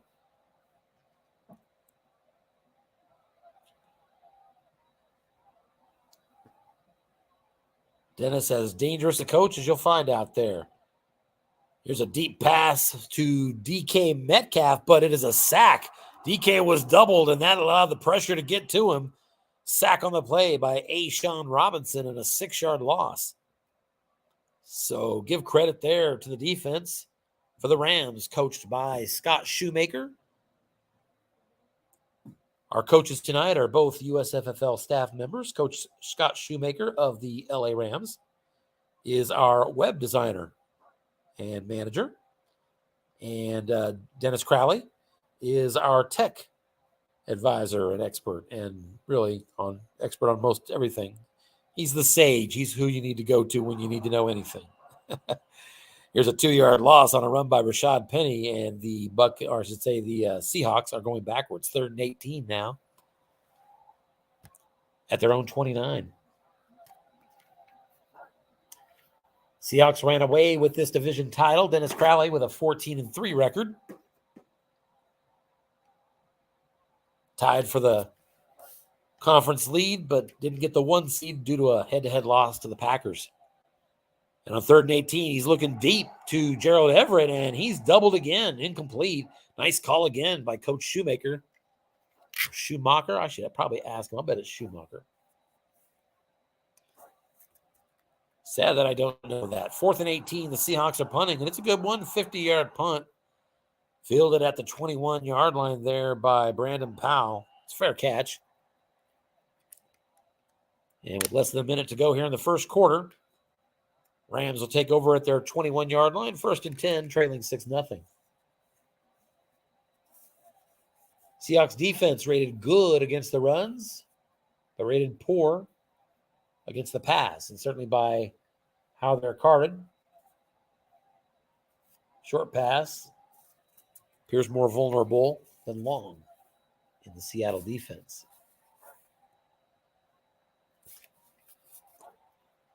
On 1st and 10, Rams are going to run it off tackle to Darrell Henderson. Defense was guessing pass, and Henderson, just a 2-yard pickup. There is a penalty, though, and it is on the offense. Clipping. Seahawks will take the yardage. 1st and 20 now. Rams backed up to their 11-yard line.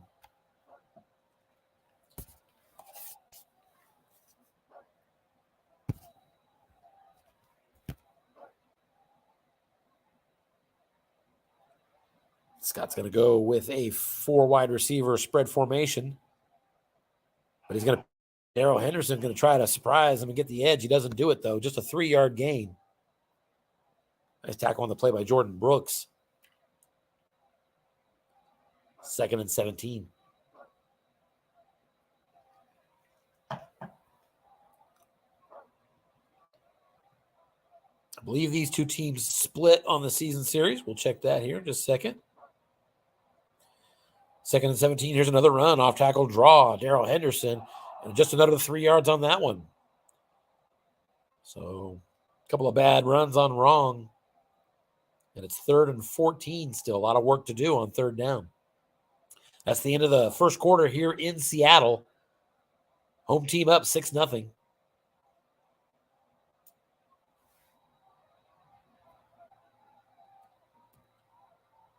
3rd and 14 for the Rams.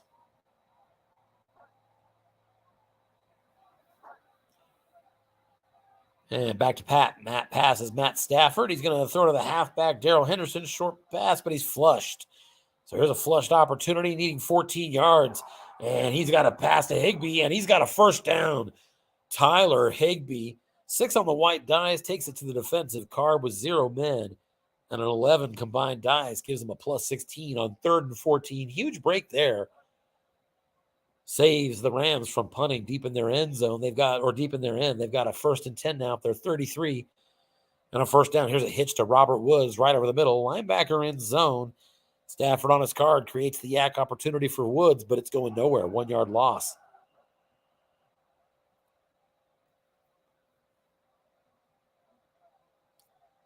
It's actually incomplete on the pass over the middle, so 2nd and 10.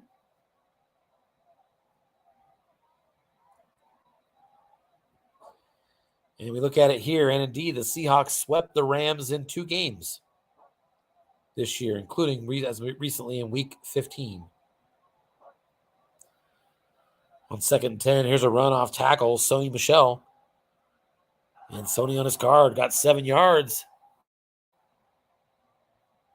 Now set up a much more manageable 3rd down and 3 for the Rams at their own 40.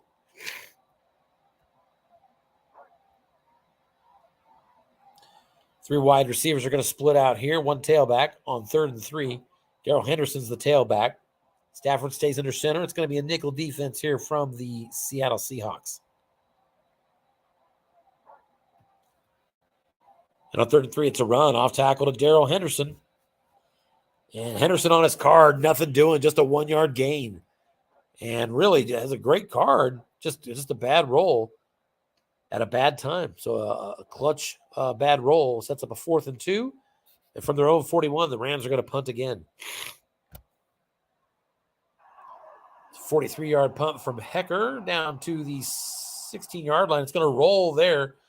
Seattle let it roll, and it bounces down to the 7-yard line, deep in the territory. Seahawks up 6-0. They'll take over at their own 7-yard line. 12:36 to go before half.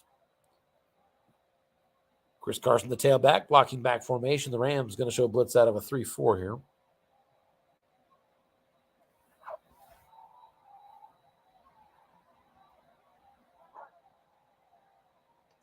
It's an off-tackle draw, and Chris Carson gets 7 yards. Caught the defense guessing pass. And a good first down play. Seahawks, I believe, one of the more committed run teams in the league. Check that in a second here. Just from memory, I don't have the stats of this league memorized the way Anthony does. That man has great recall. I've been amazed at the things he's recalling on broadcast. Here's a 2nd down run, 4 yards, and a first down. Nice carry there by Chris Carson on the defensive card. Move the chains. It's 1st and 10. Seahawks at the 18-yard line.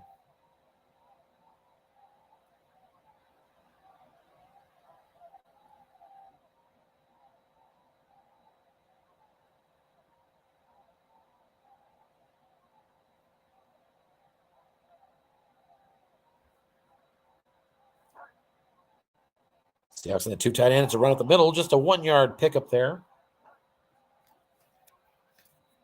2 linebackers in the zone. Nicely played there by Scott. Sets up a 2nd down and 9. Rams on defense. Good against the runs. Average to good against the pass.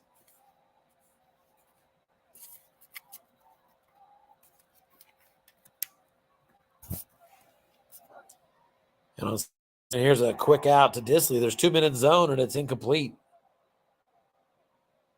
Nice call by the defense.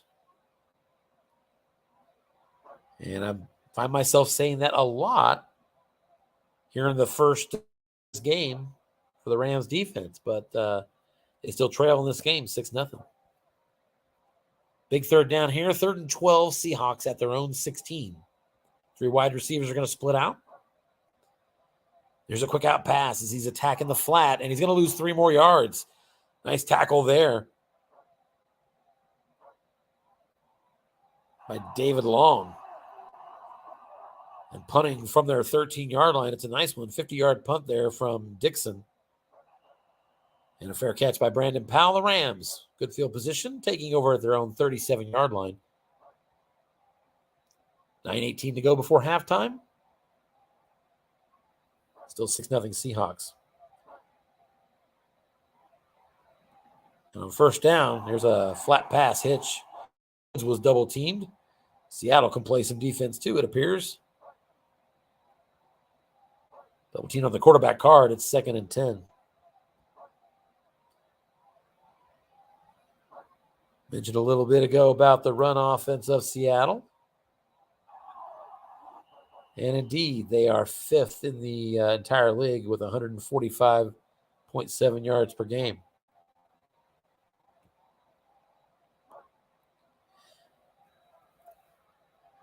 Eight-yard run on Sony Michel sets up a 3rd and 2. Nice second down run by the tailback. And here's a run again up the middle for nice 13 yards, Darrell Henderson. That was 3 yards on the defensive card and took advantage of the boxes behind it. As the Rams cross 42 of Seattle, sideline pass incomplete. And Stafford is struggling here. Just 2 for 6 for 20 in this game. 7.5 to go, halfway through the second quarter.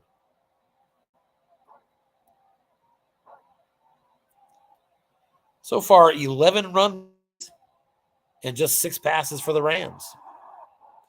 And here comes another run, and that's going to be another 13 yards. Sony Michel slams through the line.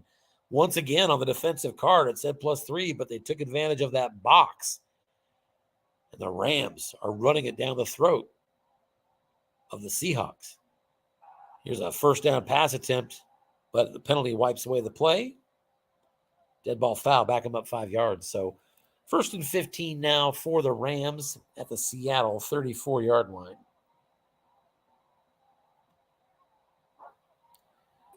We are adding Tom to the stream. Welcome, Tom.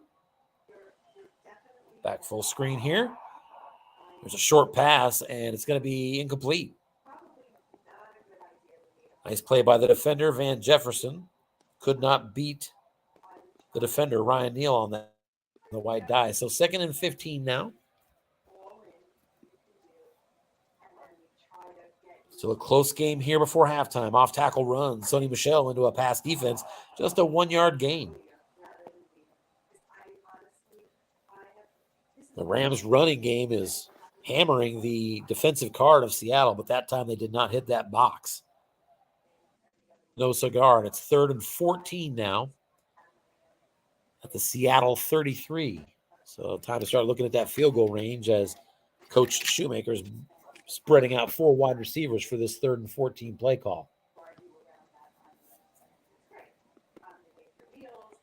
Here's a pitch out as Darrell Henderson's going to try to run for it, and he's got himself a short gain, and he might get that first down. He does.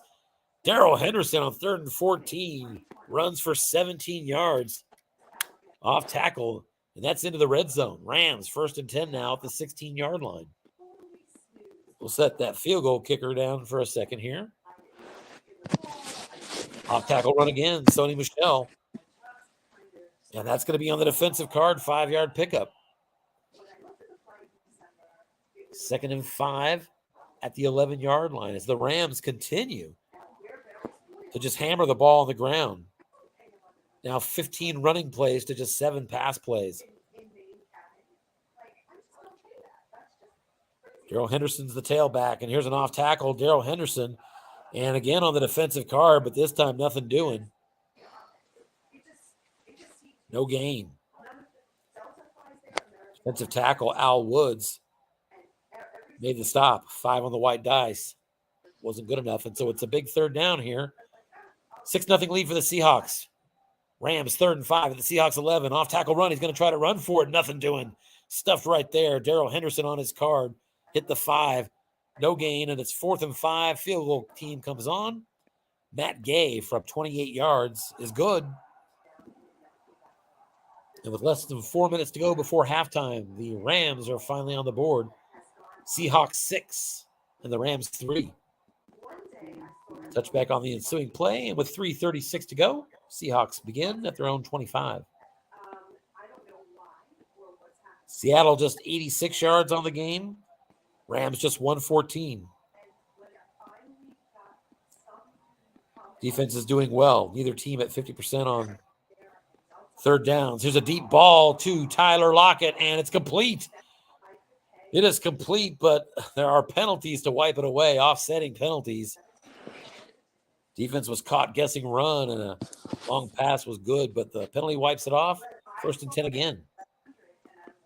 Walking back formation, Alex Collins is the tailback now. He's going long again. This time the defense does guess pass. DK Metcalf is the target, but the quarterback is flushed. Russell Wilson now looking over to Will Dissly, and receiver opportunity, nothing. Dissly not the best card on flat pass right. He missed his number. 2nd and 10, 3 minutes to go. Seattle has burned the only time out of the game so far. They have 2.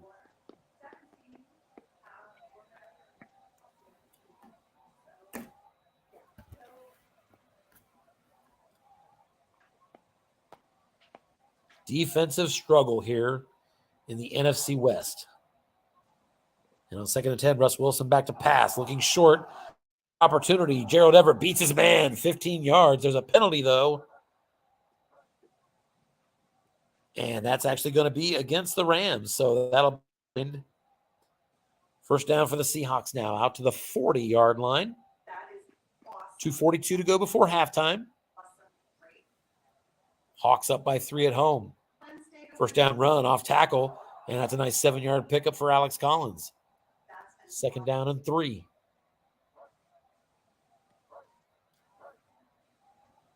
Clock winds down. Under 2:10 to go. Approaching the 2-minute warning. 2nd and 3, blocking back formation. Alex Collins still your tailback.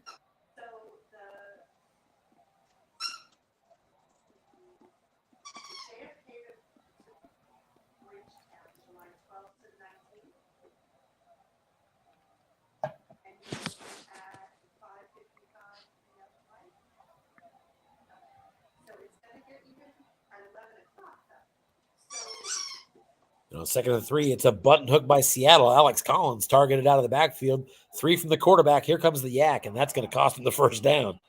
But there's a holding penalty to wipe it away anyway. Back Seattle up. We've reached the 2-minute warning here in Seattle. Hawks up 6-3. They have the ball 2nd and 13 at their own 37-yard line. Rashad Penny coming back into the game at tailback. Blocking back formation. Nickel blitz shown here now as the Rams going to bring on an extra defensive back. Safety's up close. It's a screen. Left side attacking a 0 linebacker. And indeed, linebacker in zone. Big roll there. Tailback 18 yards. Out of bounds and on 2nd and 13.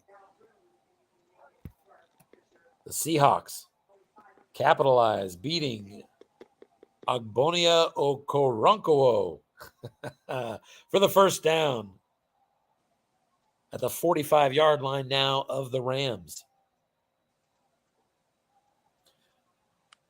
3 wide receivers split out. It's a screen to Alex Collins. Pickup of just 3 yards.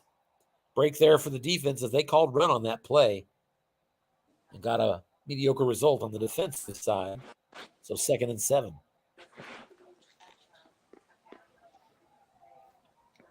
Russ Wilson now 12 of 17, 95 yards in this game.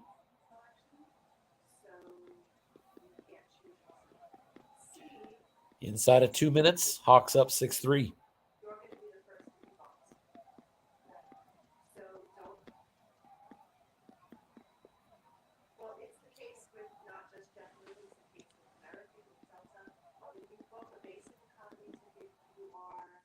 There's an off-tackle draw. Alex Collins and a pickup of 8 as the tackle makes the block.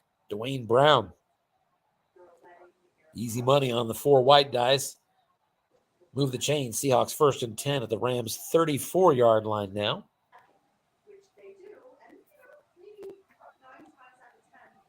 Kicker with range out to the 37. They're really not looking at great odds until you start getting down to inside the 22. Alex Collins in the game at tailback again. Defense gets his pass. It's a draw. Alex Collins, and he's got 7 more.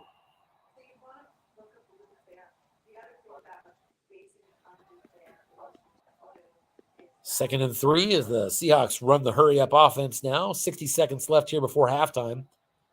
2nd and 3 at the 27-yard line. Rams pull their safety up close. Taylor Rapp showing blitz.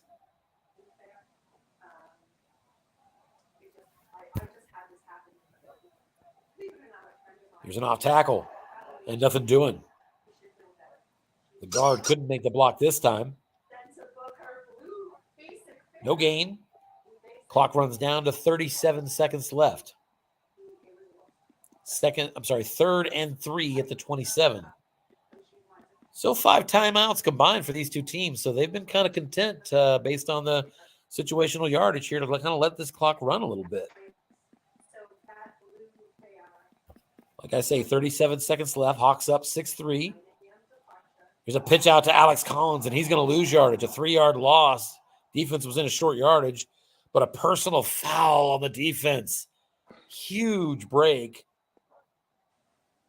to extend this drive for Seattle. Stops the clock with 30 seconds left. Seahawks now 1st and 10 at the 15-yard line. Taylor Rapp no long zone to cover. Now showing blitz up close to the line of scrimmage. 3 wide receivers, 2 running backs. Defense gets his run screen. Alex Collins with an opportunity.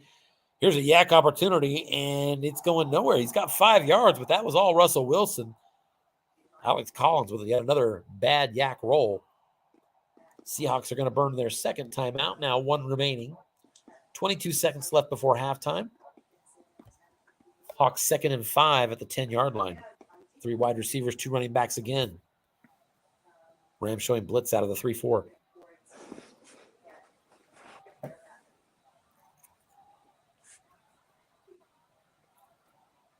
Russell Wilson now over 100 yards passing in this game.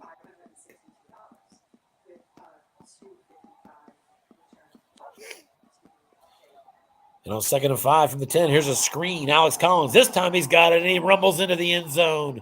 Over to the left corner. He gets into the end zone for the 13-yard touchdown. And the Hawks have opened up a 2-score lead just before halftime. It's 12-3.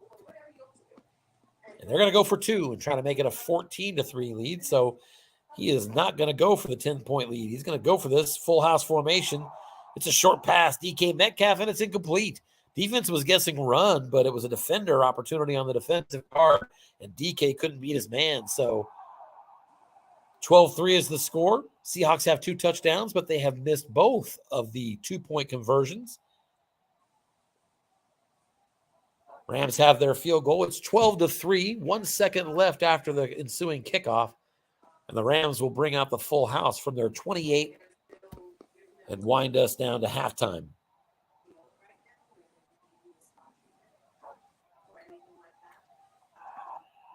Matthew Stafford takes a knee. Your halftime score from Seattle.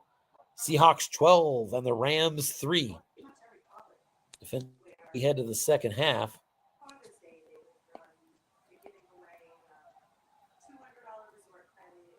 Seattle outgained Los Angeles 156-113 in that first half. Rams a little better, 4.5 per play. Seattle 4.3.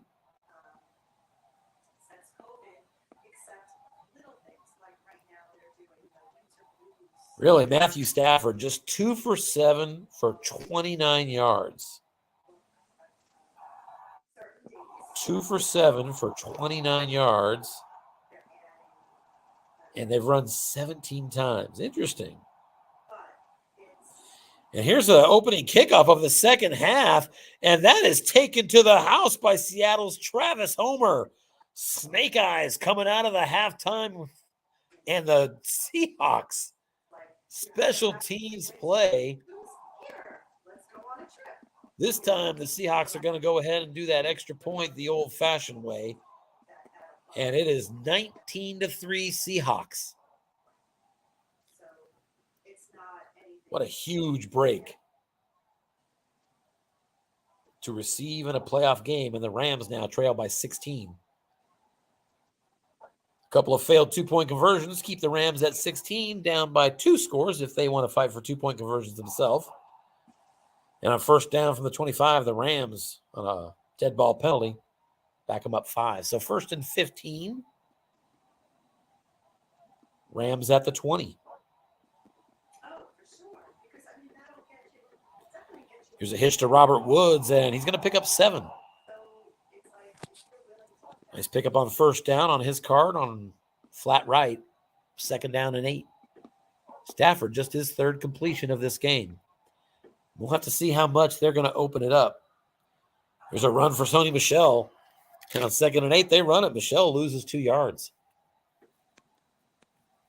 1 on the white dice, converted that to the wrong column, but I should say the right column. It was a 5 roll, wasn't going anywhere anyway. 3rd and 10 now for the Rams.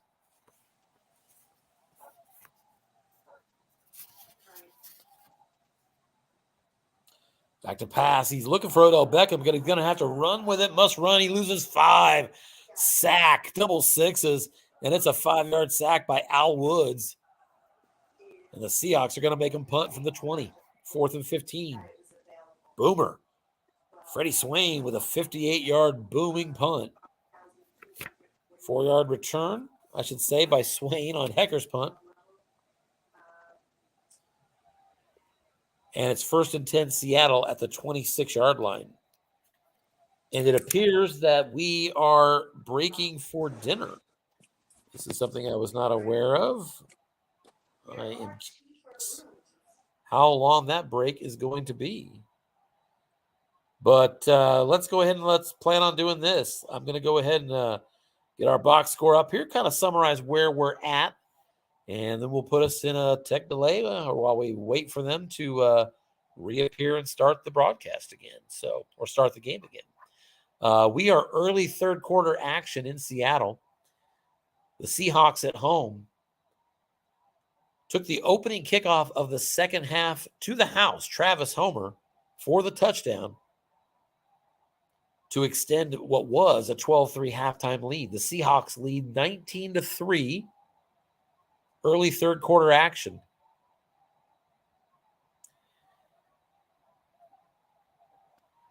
Let's get that box score. We did just look at it, so we're not going to go too deep into it. I do want to kind of see penalties and then turnovers. I think it was just no turnovers. Unless you count that kick return touchdown. Wow, it's not really a turnover. 97-yard kick return touchdown. Big play in this game. Only 1 penalty on Seattle as well. So good play in some of those areas. Yeah, 18 runs and 8 passes, which is interesting, like I say, because, it's kind of surprising. I'll be curious to see what Scott has to say about that. I wouldn't pretend to know how to play his team or anybody else's. So, but I'll be curious to see what he has to say, only because, you do have Matthew Stafford, and the Seahawks are carded as a poor pass defense and really don't have a blitz to speak of. So I'm kind of surprised he's running as much as he is, but I've had game plans where I've had reasons for doing that as well. So I get it totally. So that's where we're at. 19-3, early 3rd quarter action. Seattle at home, looking to hold on here against the Rams and move into the divisional round. Earlier action, Dallas at home, throttled. Final score was 44-23, as I recall. I think the Buccaneers had a pick 6 later in that game from Antoine Winfield that made the score 41-17, and for all intents and purposes put that one away, as Vince Trivialpiece and his Buccaneers have beaten the Cowboys and advanced to the division themselves. So let's take a look at the chat here. Looks like John Freeze has joined us. Welcome, John. Back to the full screen. John, we are in temporary delay, it appears. Let me see here. Looks like Anthony helped somebody to join the broadcast earlier. That's good. What I know is that we are on hold for dinner. I think I need to ask these two coaches. I think if we're going to take a dinner break in the middle of a playoff game, that's fine. Life happens, but it'd be nice to know how long that break is going to be. I guess let's just not bother them. We'll assume if it's dinner, it's not that long. We'll leave the broadcast up for now, but we'll go ahead and get to the tech delay that basically is our flag to let everybody know that we're in a holding pattern. Let's see if I can find that here. I may actually not have that.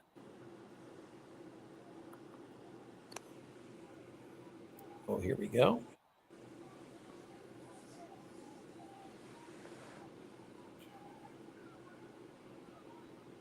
I can send it to you, Tim. Huh? I can send it to you fast. Oh, I thought I had it, but I don't, honestly. Oh, wait, here. That's the live with stream here. Here we go. Delay. That's what I'm wanting to see. So we'll do that. And is there any way to? Can you still see? You can't see if I take it off full screen. Does the delay still show? It does, doesn't it? I can see it, right? It does. You can still see the delay right across the screen there, right? Yes. Yeah, sure can. All right, so I'm going to hold right there so It's people have the ability to see the delay as well as see the break. If they can see the chat beneath that, it'll even show that they're at dinner. And so we're on delay, folks. I'm going to go on essentially mute at this point, and we will be back as soon as I can see that the game is resumed. So we are holding until that time.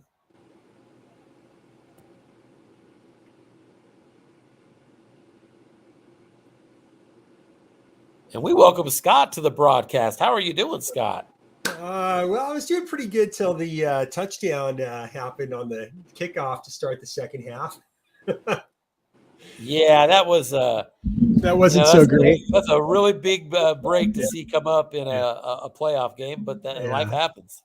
Yeah, it happens, all right, for sure. So I don't know if you guys talked about it. Did he give you any sense on any kind of expectation on what he expects on dinner? Is it No, it just happened. It happened kind of quick. I just saw the hey, got to go for dinner, and then user drop. So I'm not sure. Okay, so all right, well then I guess we don't know at all. So we'll just we're gonna put it in delay mode in a second while we wait to hear back. But just before so I don't forget, whenever he does come back, if you could make it would be helpful if you could DM as well. So I make sure I get the heads up to come out and continue the broadcast because I'd sure like to do that. But let's take advantage of the fact that you're here. Talk a little bit about the first half. You don't need to hear from me. Tell me what you've seen so far, Scott.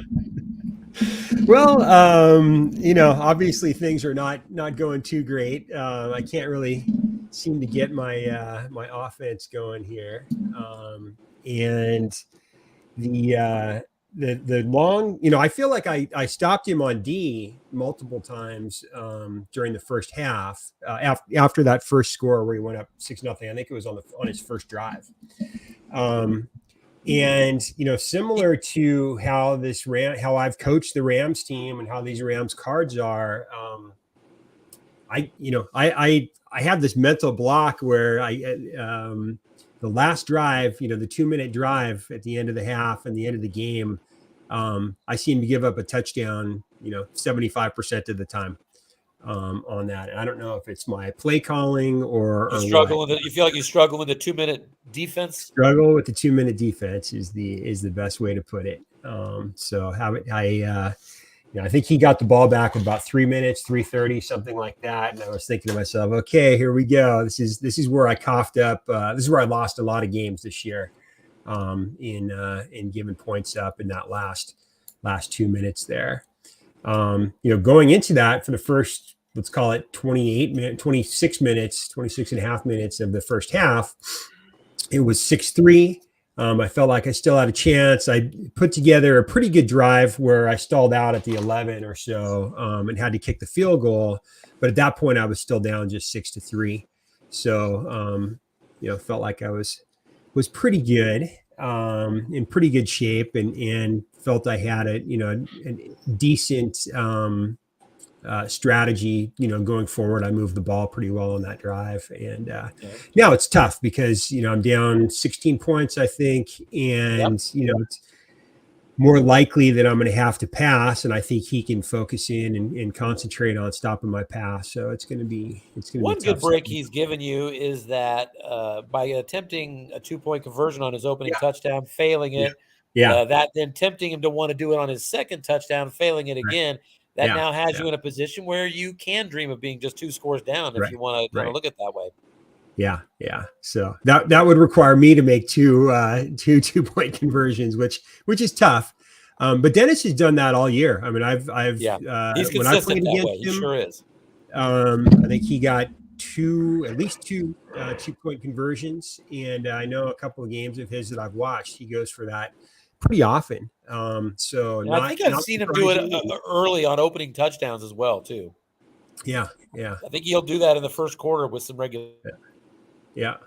So here's the little troublemaker that caused all the problems this afternoon. She got stuck in the couch. Yeah, what happened? She got stuck in the couch? Stuck in the couch with, there's like these wooden, support beams in there. Got her neck wedged in between them. And I had to cut into the upholstery and saw the thing to get her. I mean, it's bad news. So, Oh, my word. Yeah. Listen, I'm a cat lover. But, I've got my own cat, and you don't have to sell me on how scary that would be. Yeah. It was scary for sure. So yeah, no doubt. Well, so he's okay though, right? She's all right. Yeah. Got her checked out, but she was mewing and it was pretty scary. I was worried, that she was going to be, choked herself or something there. So yeah.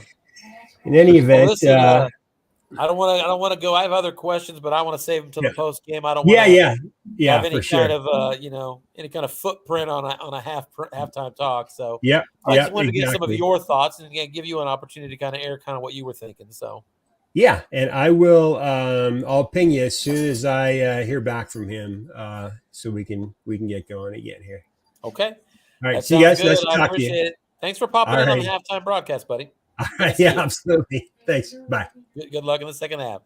All right, everybody. That was Scott Shoemaker, who is, as we already alluded to, working on his plans for a second half comeback as he trails with about 13 minutes left to go in the third quarter on the road in Seattle. Seahawks up 19-3. So, as we alluded to earlier, the Seattle coach had to break away for just a little bit and doing a dinner. So we are in a delay mode, and I'm going to go ahead and go on mute. We'll keep the broadcast up. And just as soon as the game is up and available again, we will start the broadcast. So stay tuned for that.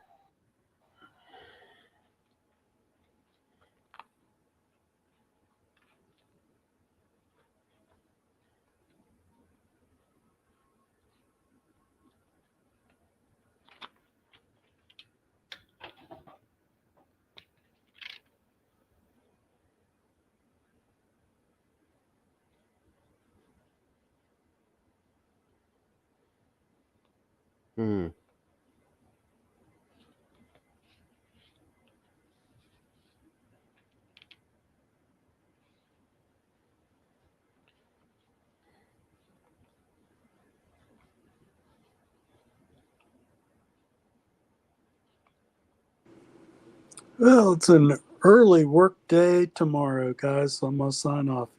Have an enjoyable evening. See you, John. Strolling through the Rams cards here. Just down so much time. Not much reason to abandon the run game. I have not been watching it, but I'm going to assume that we've had Seattle in the nickel as their base, is what we see most of the year. And one thing Seattle does is double team a lot. Third in the league, double team attempts, 630. And fifth in the league in successful double teams. So the one strength of Stafford's card, he's got a couple strengths, but his long pass, despite the pick, with completions on 5 and 10, is at the top of the league this year. That's the top cusp. Well, up toward the top.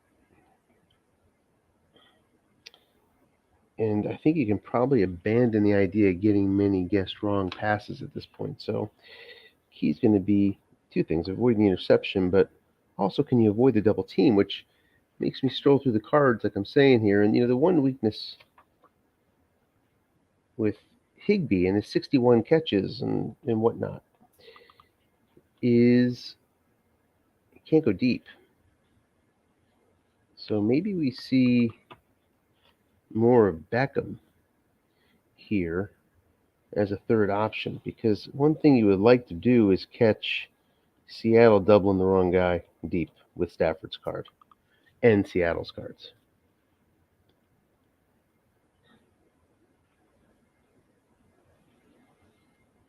Looks like we have a new GN. I can try to ping Tim, make sure he sees it here. Because Beckham does have completions, guessed right on long gain on 4. It's always nice to see a long gain on your third receiver, as opposed to a yardage reading, and then he's got plus 26 on 7. So that is an opportunity to try to break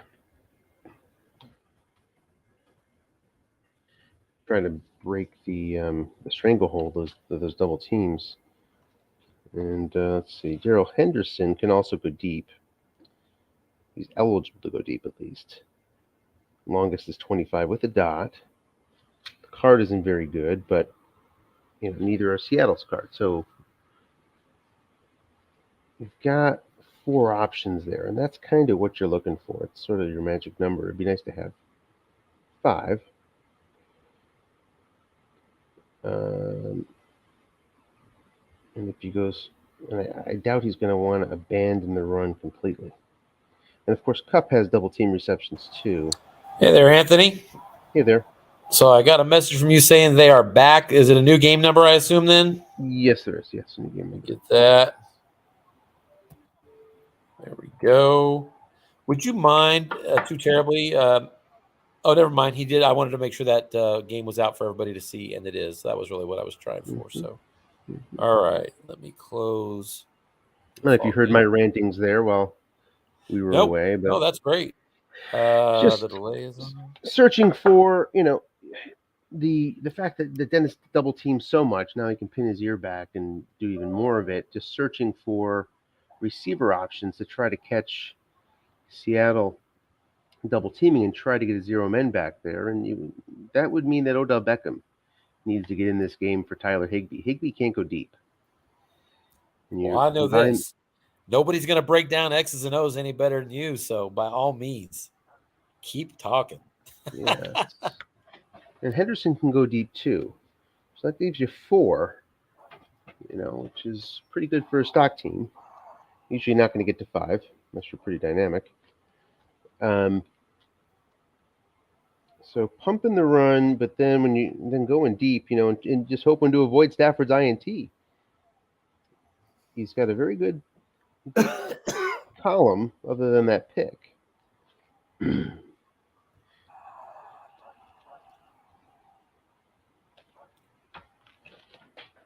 So Seahawks 2nd and goal here at the 1.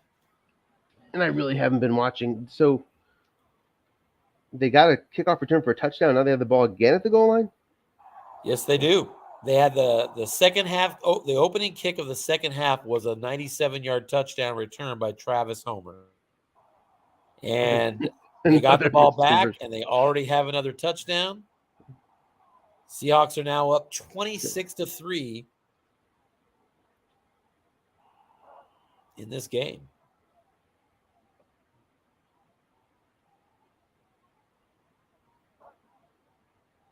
So a 23-point deficit for the Rams, 8:42 to go in the third quarter. So a lot of time left.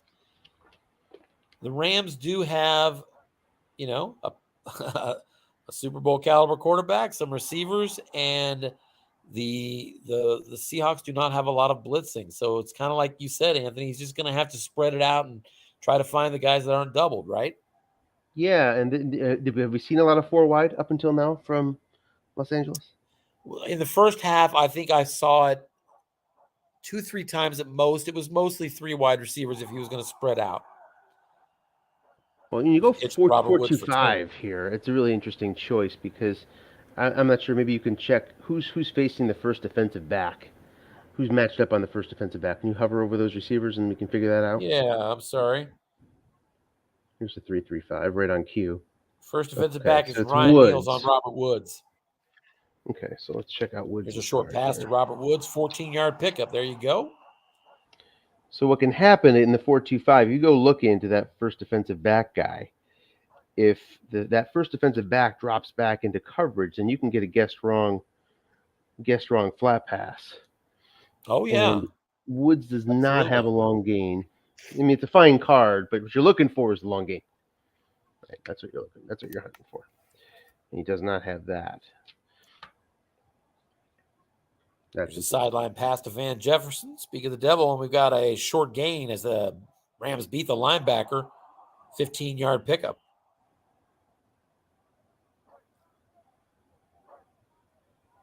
So Michelle's in. He can't go deep. No, dude. Rams now 1st and 10 at the Seattle 33-yard line. And boy, that dinner break couldn't have come at a worse time for me. I got to step away again. I'll probably be back by the time the game's over, unfortunately. Sounds good, Anthony. Thanks for popping in. Always, I love having you on, man. Sure thing. See you. Thank you. First down run goes nowhere for Sony Michel.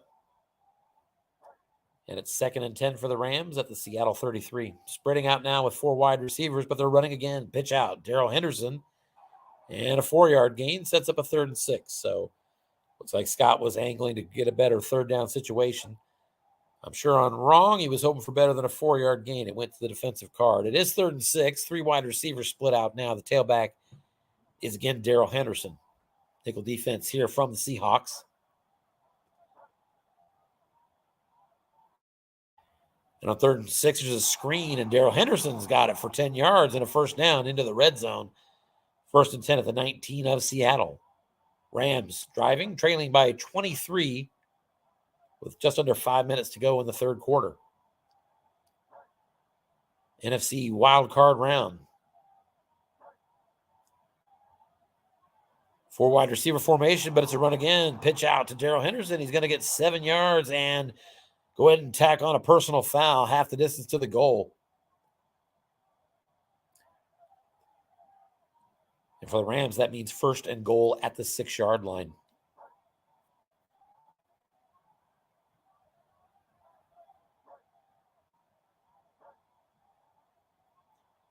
Pitch out left, Darrell Henderson, gain of 3, 2nd and goal at the 3. And so the Rams continuing to really pound the rock into this defense of Seattle. Matt Stafford just 12 pass attempts. Darrell Henderson, 12 rushes, and Sony Michel, 11 rushes. 4 wide receiver, spread formation. It's a run up the middle, though, and he's keyed. Nice call by Dennis. Dennis saw the trend happening of 4 wide receiver formation, but still just a run play call. And he took a gamble there, and it paid off to set up this 3rd and goal at the 4. 4 wide receivers split out again. Once again, Darrell Henderson's the tailback. Blitz shown from the safety position.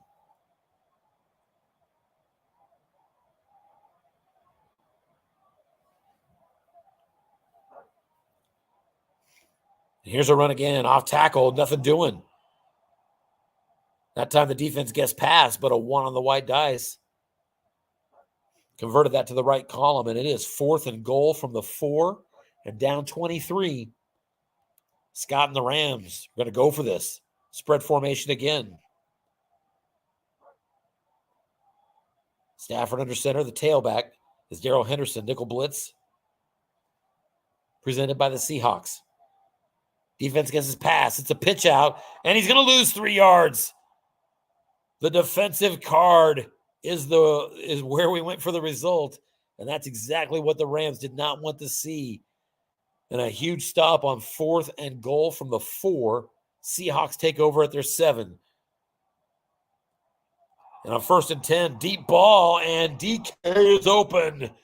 41-yard gain. Caught the defense of the Rams guessing run. And a deep ball to DK Metcalf. Seahawks 1st and 10 at their own 48. And here's another deep ball and incomplete. That was another run call by the defense. So back-to-back long passes into a run defense. The second one is incomplete. 2nd and 10, Seahawks at the 48-yard line. And they're passing again, short pass. Wilson hits Lockett, and it's a 1st down. 13-yard pickup down to the Rams' 39-yard line.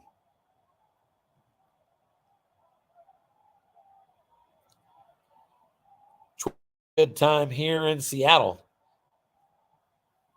as the Seahawks are routing their division mates so far. Here's a 4-yard run that sets up a 2nd and 6. DJ Dallas on that off-tackle play, his 3rd run of the game. Final minute of the 3rd quarter here. Screen pass, and it's going to be a 3-yard play. DJ Dallas once again. That's going to set up 3rd and 3 for the Seahawks at the Rams' 32-yard line. Defense gets his pass, but it's a run up the middle on a 4-yard gain. Move the sticks. That's the final play of the 3rd quarter. We move to the 4th quarter here in Seattle. Seahawks are driving. They're up 26-3. And on 1st down, Rashad Penny dragged down by the defense. Great gains on the tackle. Lost of 2 yards, 2nd and 12. There's a screen to Penny, and that's incomplete, almost intercepted. Russell Wilson on an 11 got his interception split roll. It was 2-3, and a 4 was rolled. Narrow escape, 3rd and 12. Seahawks at the Rams 30. 3 wide receiver formation now with 2 running backs. Nickel blitz from the Rams.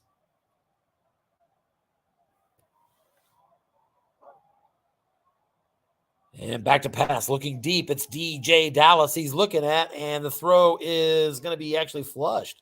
He's not going to throw it, and he's looking for Lockett, and nothing doing, incomplete. And so 4th and 12 at the 30. That's going to bring out the field goal unit, and that kick from 47 yards is good. Jason Myers hits the field goal, and the Seahawks are now up 29-3. Ensuing kickoff return by Brandon Powell, the Rams, out to the 36-yard line. A nice return of 34 yards. Rams will start at the 36, but they're down now 26 points, 29-3. Spread formation again. Here's a short pass to Robert Woods. That's incomplete. And an intentional grounding call on the quarterback. Loss of downs, 2nd and 20 now for the Rams. It's going from bad to worse.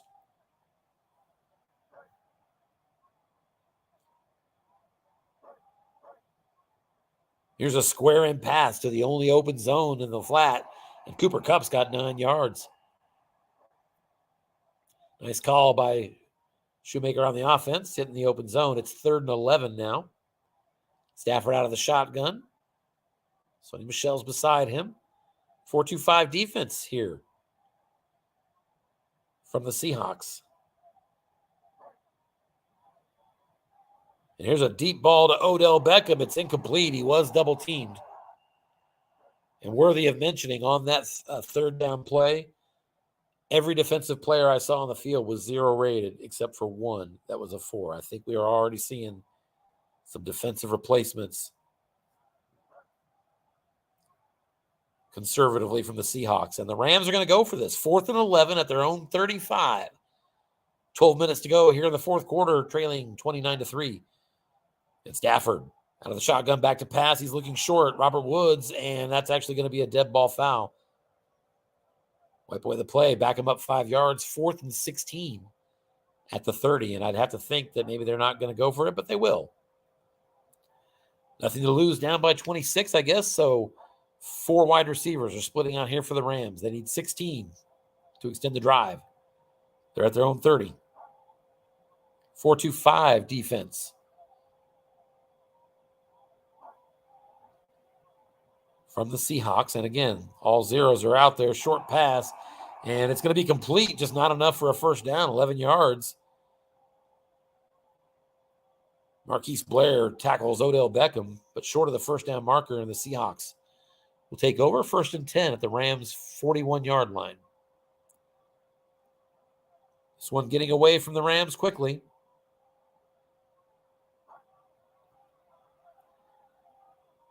Seattle, 21st downs. Rams just 10 in this game. Time of possession's even. literally just 2 seconds apart. Matthew Stafford finally over 100 yards passing. Here's an off tackle to DJ Dallas. He's going to lose a couple yards, 2nd and 12. And up by 26, the Seahawks are operating out of the full house formation, and they've got essentially all back heroes across the line. It looks like the Rams are going to see the backups from here on out. Regular season, we might go ahead and call it here, with the result being almost, I wouldn't say call it here. We might call it early in a regular season game, but we'll take it all the way here. 3rd and 12 is a short pass and incomplete. And the Seahawks will have to punt it back. So, failed 4th down conversion doesn't immediately cost the Rams. 3 and out by the Seahawks. Here's a punt, coffin cornered, and that's going to go out of bounds nicely at the 7-yard line. So, 29-3 Seahawks, 10-12 left to go in this game. And the Rams are going to take over at their 7-yard line.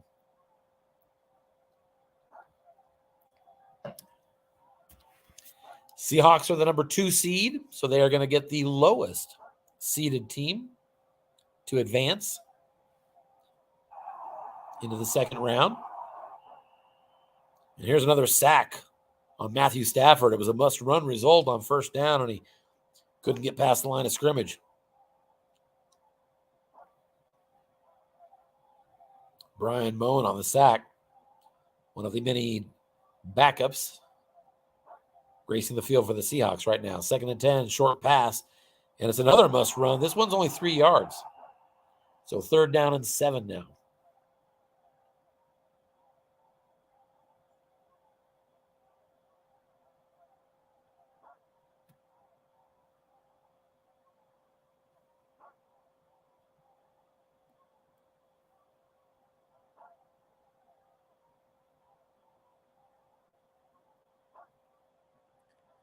And on 3rd and 7, here's a square in pass to Cooper Kupp.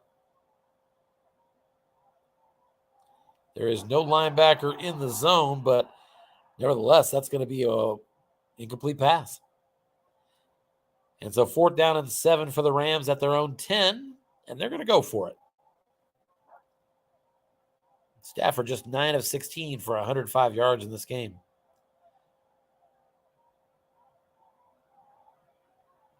Three wide receivers split out now for the Rams. 4-2-5 defense here on 4th and 7. By the Seahawks, and it's a short pass. That's complete, and a 1st down.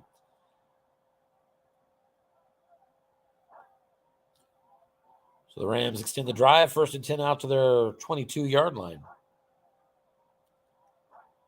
Rams were 0 for 2 on 4th down, but they convert that one. Here's a short pass to Kupp. It's incomplete on Stafford's card. 2nd and 10.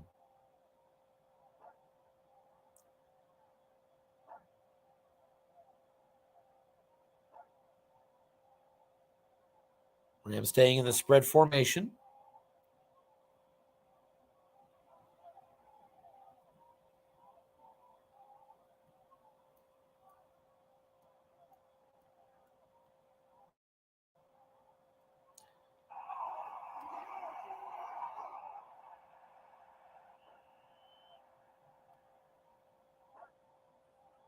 There's a 30-yard pass, flat pass.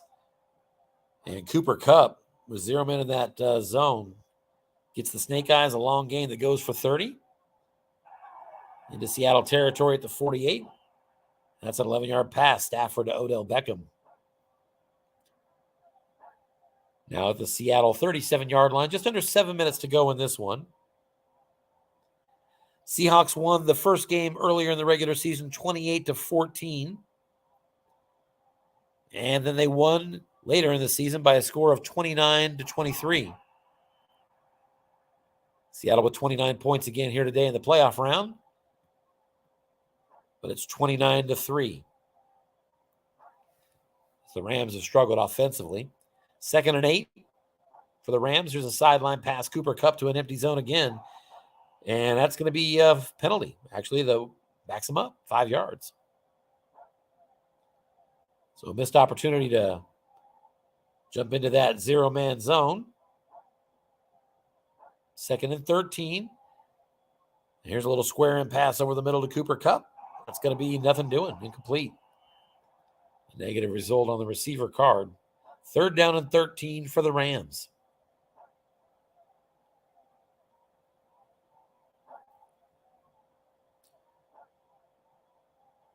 Stafford back to pass, looking short, and that's going to be a nice catch. And Jefferson has it. That's 17 yards on receiver. And a 1st down for the Rams at the Seattle 23-yard line.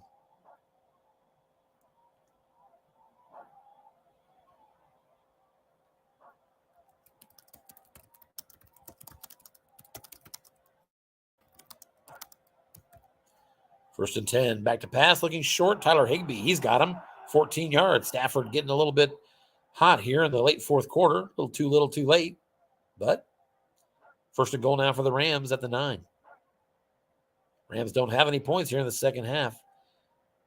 Stafford looking short to the end zone. Kupp's got it. Touchdown Rams.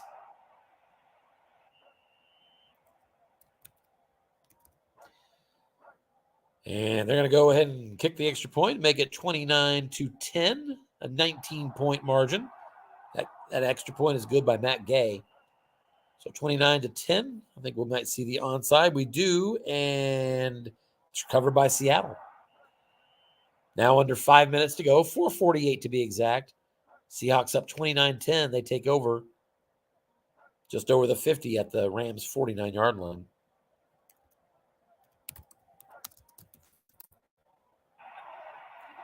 There's a short pass. Will Dissly's got it. It's 11 yards on the defensive card. Geno Smith with his first completion, 1st and 10 at the Rams' 38.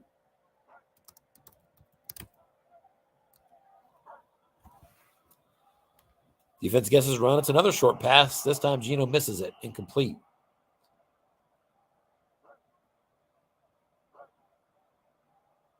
That pass was intended for Colby Parkinson. Now under 4 minutes to go in this game. Seahawks getting ready to advance. Here's a short pass and incomplete. Geno Smith had the interception split roll. Missed it, but he's 1 for 5. 3rd and 10. Geno back to pass again, looking short, and he's actually going to be forced to run with it. He gets enough for the first, and penalty on the Rams is declined, so it'll count. Geno scrambles for 11. Move the sticks. 1st and 10 at the Rams' 27-yard line. There's an off tackle, DJ Dallas, and that's going to be 16 yards. DJ Dallas down to the 12-yard line. Rams finally switched up and guessed pass, and that's when the Seahawks ran it. Sometimes it's just going to be like that. 1st and 10 at the 12-yard line of the Rams. 2:42 to go. There's another off tackle run. This time DJ Dallas going nowhere.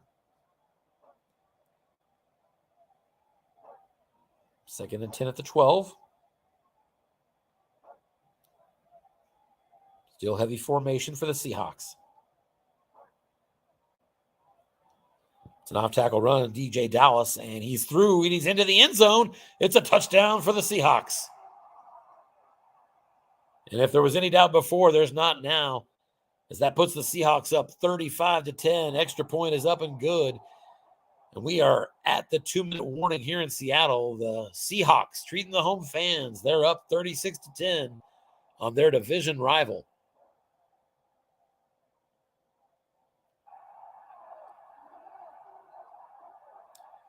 And the ensuing kickout brought out to the 14-yard line. It's all over but the final score here. Seahawks have had their backups in for pretty much the entire 4th quarter. Safety first. That's the luxury you get in that situation when you get to win big. There's an attempted deep pass, but brought down on a sack. Stafford didn't have enough time, and Robert Necamdici. That's right. One of the backup defenders. I'll take a stab at that name, and he gets a 10-yard sack, 2nd and 20. Rams back at the 4. They'll still go spread formation. High sense of safety. Stafford back to pass. He's looking short, and that's going to be caught. 10-yard pickup by Cooper Kupp. Offensive line holds, but it's 3rd and 10 at the 14-yard line. Less than a minute remaining in this one.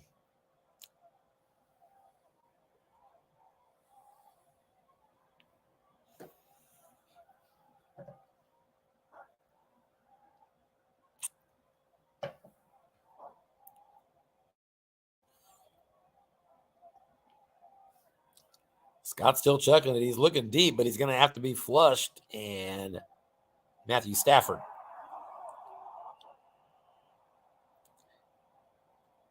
He hit Darrell Henderson out of the backfield for 6. There's an injury on the play, but it is to the Rams. Van Jefferson. It is 4th down and 4.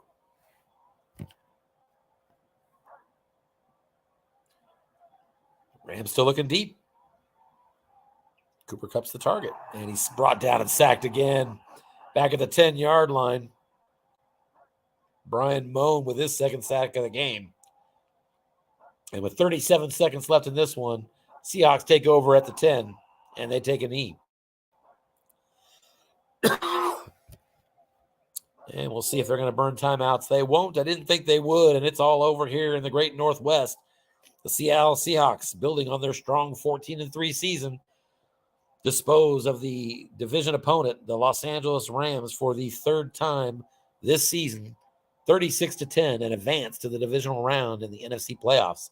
Congratulations goes to Dennis Crowley for the win in the nightcap, and to Vince Trivelpiece for the win for the Buccaneers in the game earlier this evening. We'll stick on for a little bit here and see if our NFC West coaches want to come on and say a few words. As always, no pressure. But this game got out of hand quickly. It was a defensive battle for most of the first half. And in fact, when the Rams kicked a field goal at 3:36 to go before halftime, that made it 6-3.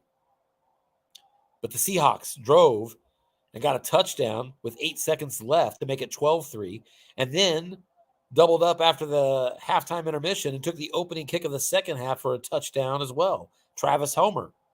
And that made it 19-3, and the Seahawks at that point were off and running.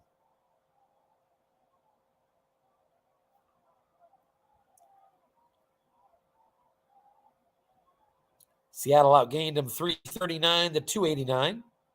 Time of possession was similar. With the prevent defense down the stretch and the backup was on the field, the yardage ended up being similar. But the Rams were sacked 4 times. That was big. There were no turnovers.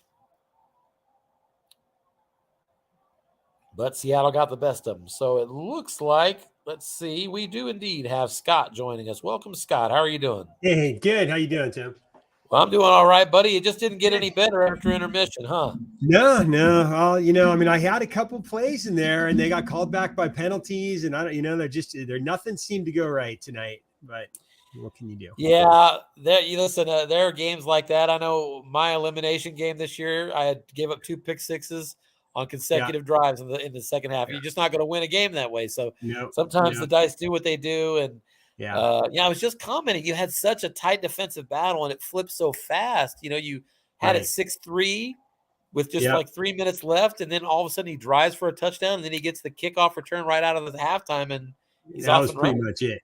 That was pretty much it right there. So Yeah, I wanted to ask you philosophically. I noticed just watching the game that you had a real propensity to run almost 2-1 over passing in this game. And so that I'm just kind of curious your thinking on that. Well, Dennis has beaten me 3 times now. And so he, in the last game, got up, I don't remember, it was like 21-0 in like the first 4 minutes of the game. Well, I don't know. I guess that doesn't really. It looks like he went up 29-0 in the first quarter. Yes, exactly. And 21-0 in like the first 3 or 4 minutes. I mean, it was like, got a good drive. I think he got a pick six off of me on my first or second second Diggs, drive. right.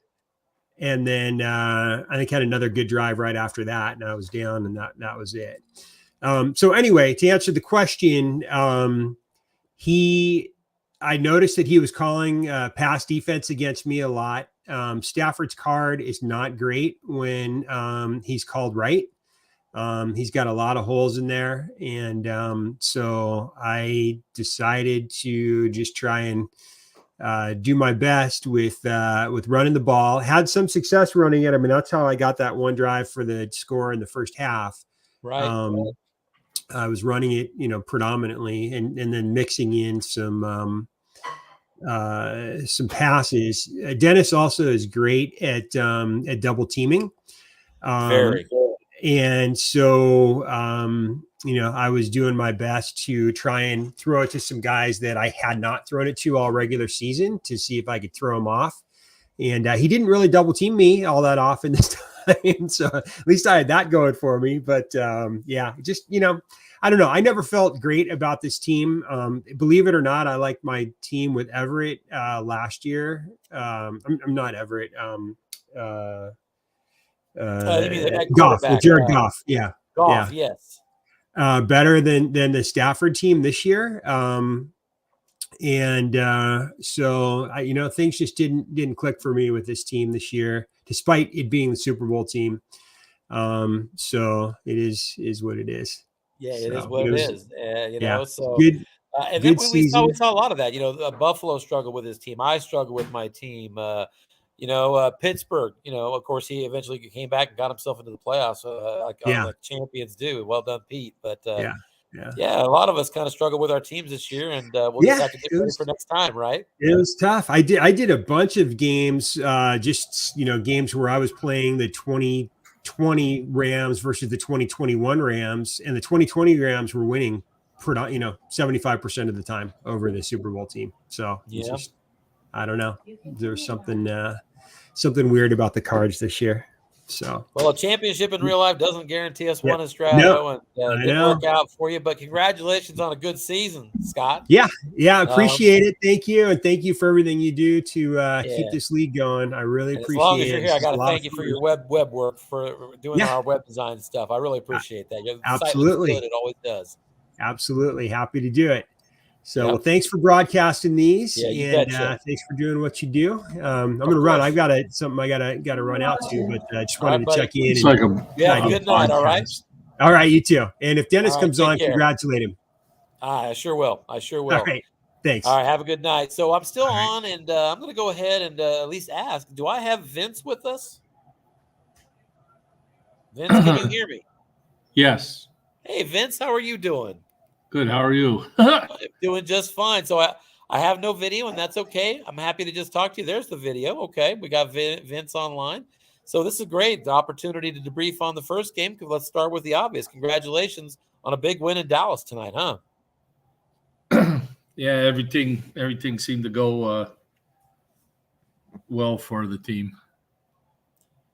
Yeah. What specifically, what going into the game, did you kind of have an idea of what was your kind of game plan, your approach you were thinking of? Well, I don't know if you saw in there, we played each other the first game of the season, and Dallas won, I think, 35-14, and Brady threw 5 interceptions. So tried not to pass a lot in the beginning, but so no, there's nothing in particular. It just seemed like, I think the first 5 possessions by both teams combined, we scored like 5 touchdowns. So, but then you showed really good balance in the game. Both, Tom Brady was very efficient, 22 of 29, and your running backs, 12 for 63 for Fournette, 12 for 54 for Ronald Jones, and you had another 6 carries from a couple of backups. All together, you put up 32 rushes in this game, even more than the passing game, and really kind of had the balance and had everything working in this game offensively, right?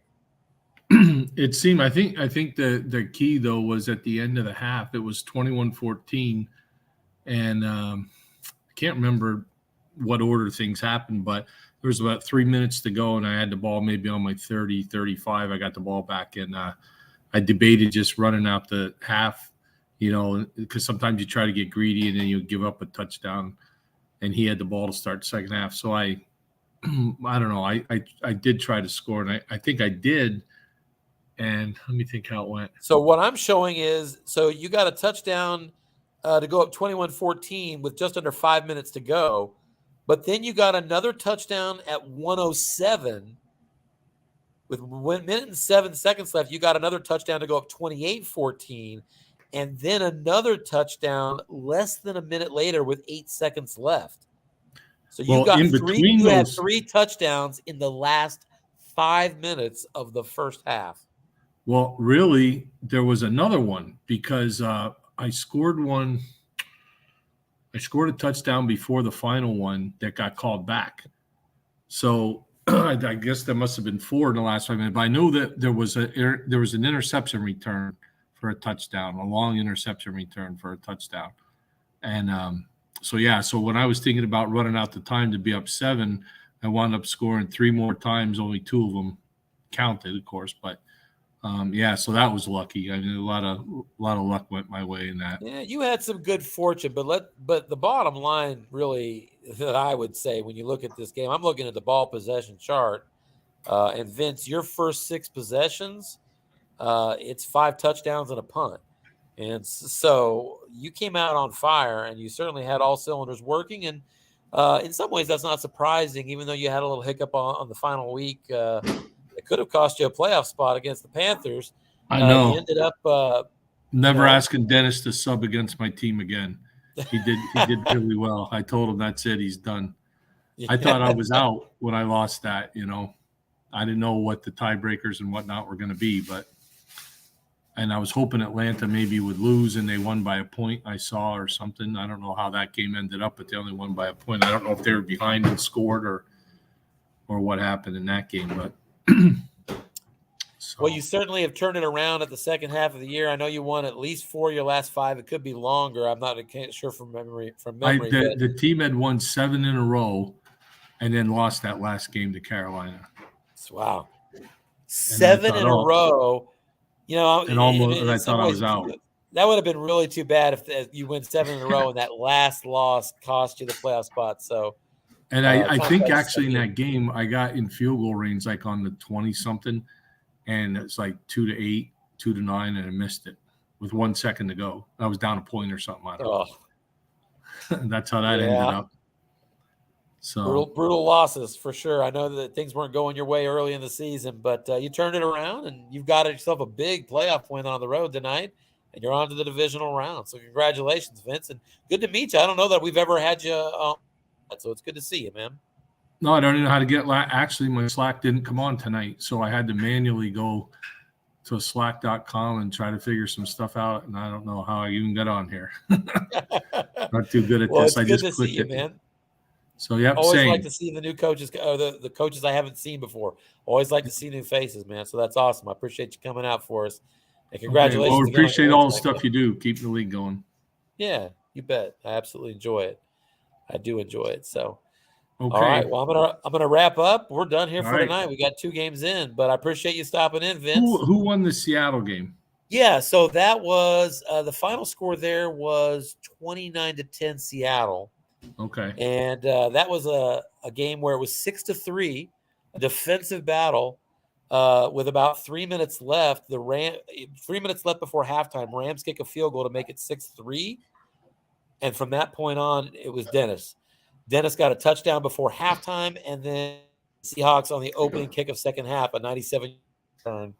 And just like that, it was 19-3, and he was off and running, and he pretty much routed him from there. So, okay. All right. Well, that sounds good. So thanks. Yeah. All right. Have a good night. We'll see you again in the next cupping round. Good luck on the next round. Thanks. Have a good night, buddy. See you. Good night. Good night. All right, everybody, we're going to wrap it up here. So we are 2 results into our playoff season. We have the winning at home tonight in our nightcap, 29-10 over the Los Angeles Rams. And we have the Tampa Bay Buccaneers, Vince Trivelpiece, who we just got an opportunity to meet and talk to. congratulations on him for a big win on the Dallas. I believe the final there was 44-23. So that's right, our first 2 games of the wild card round. 4 still to go. I know at least one of those happens tomorrow night. I will be out of pocket, but Anthony will be bringing you that broadcast as we continue to try and bring you every single playoff and postseason game live here. So that's going to do it. We'll wrap it up, and we'll keep you up to date as the week rolls on.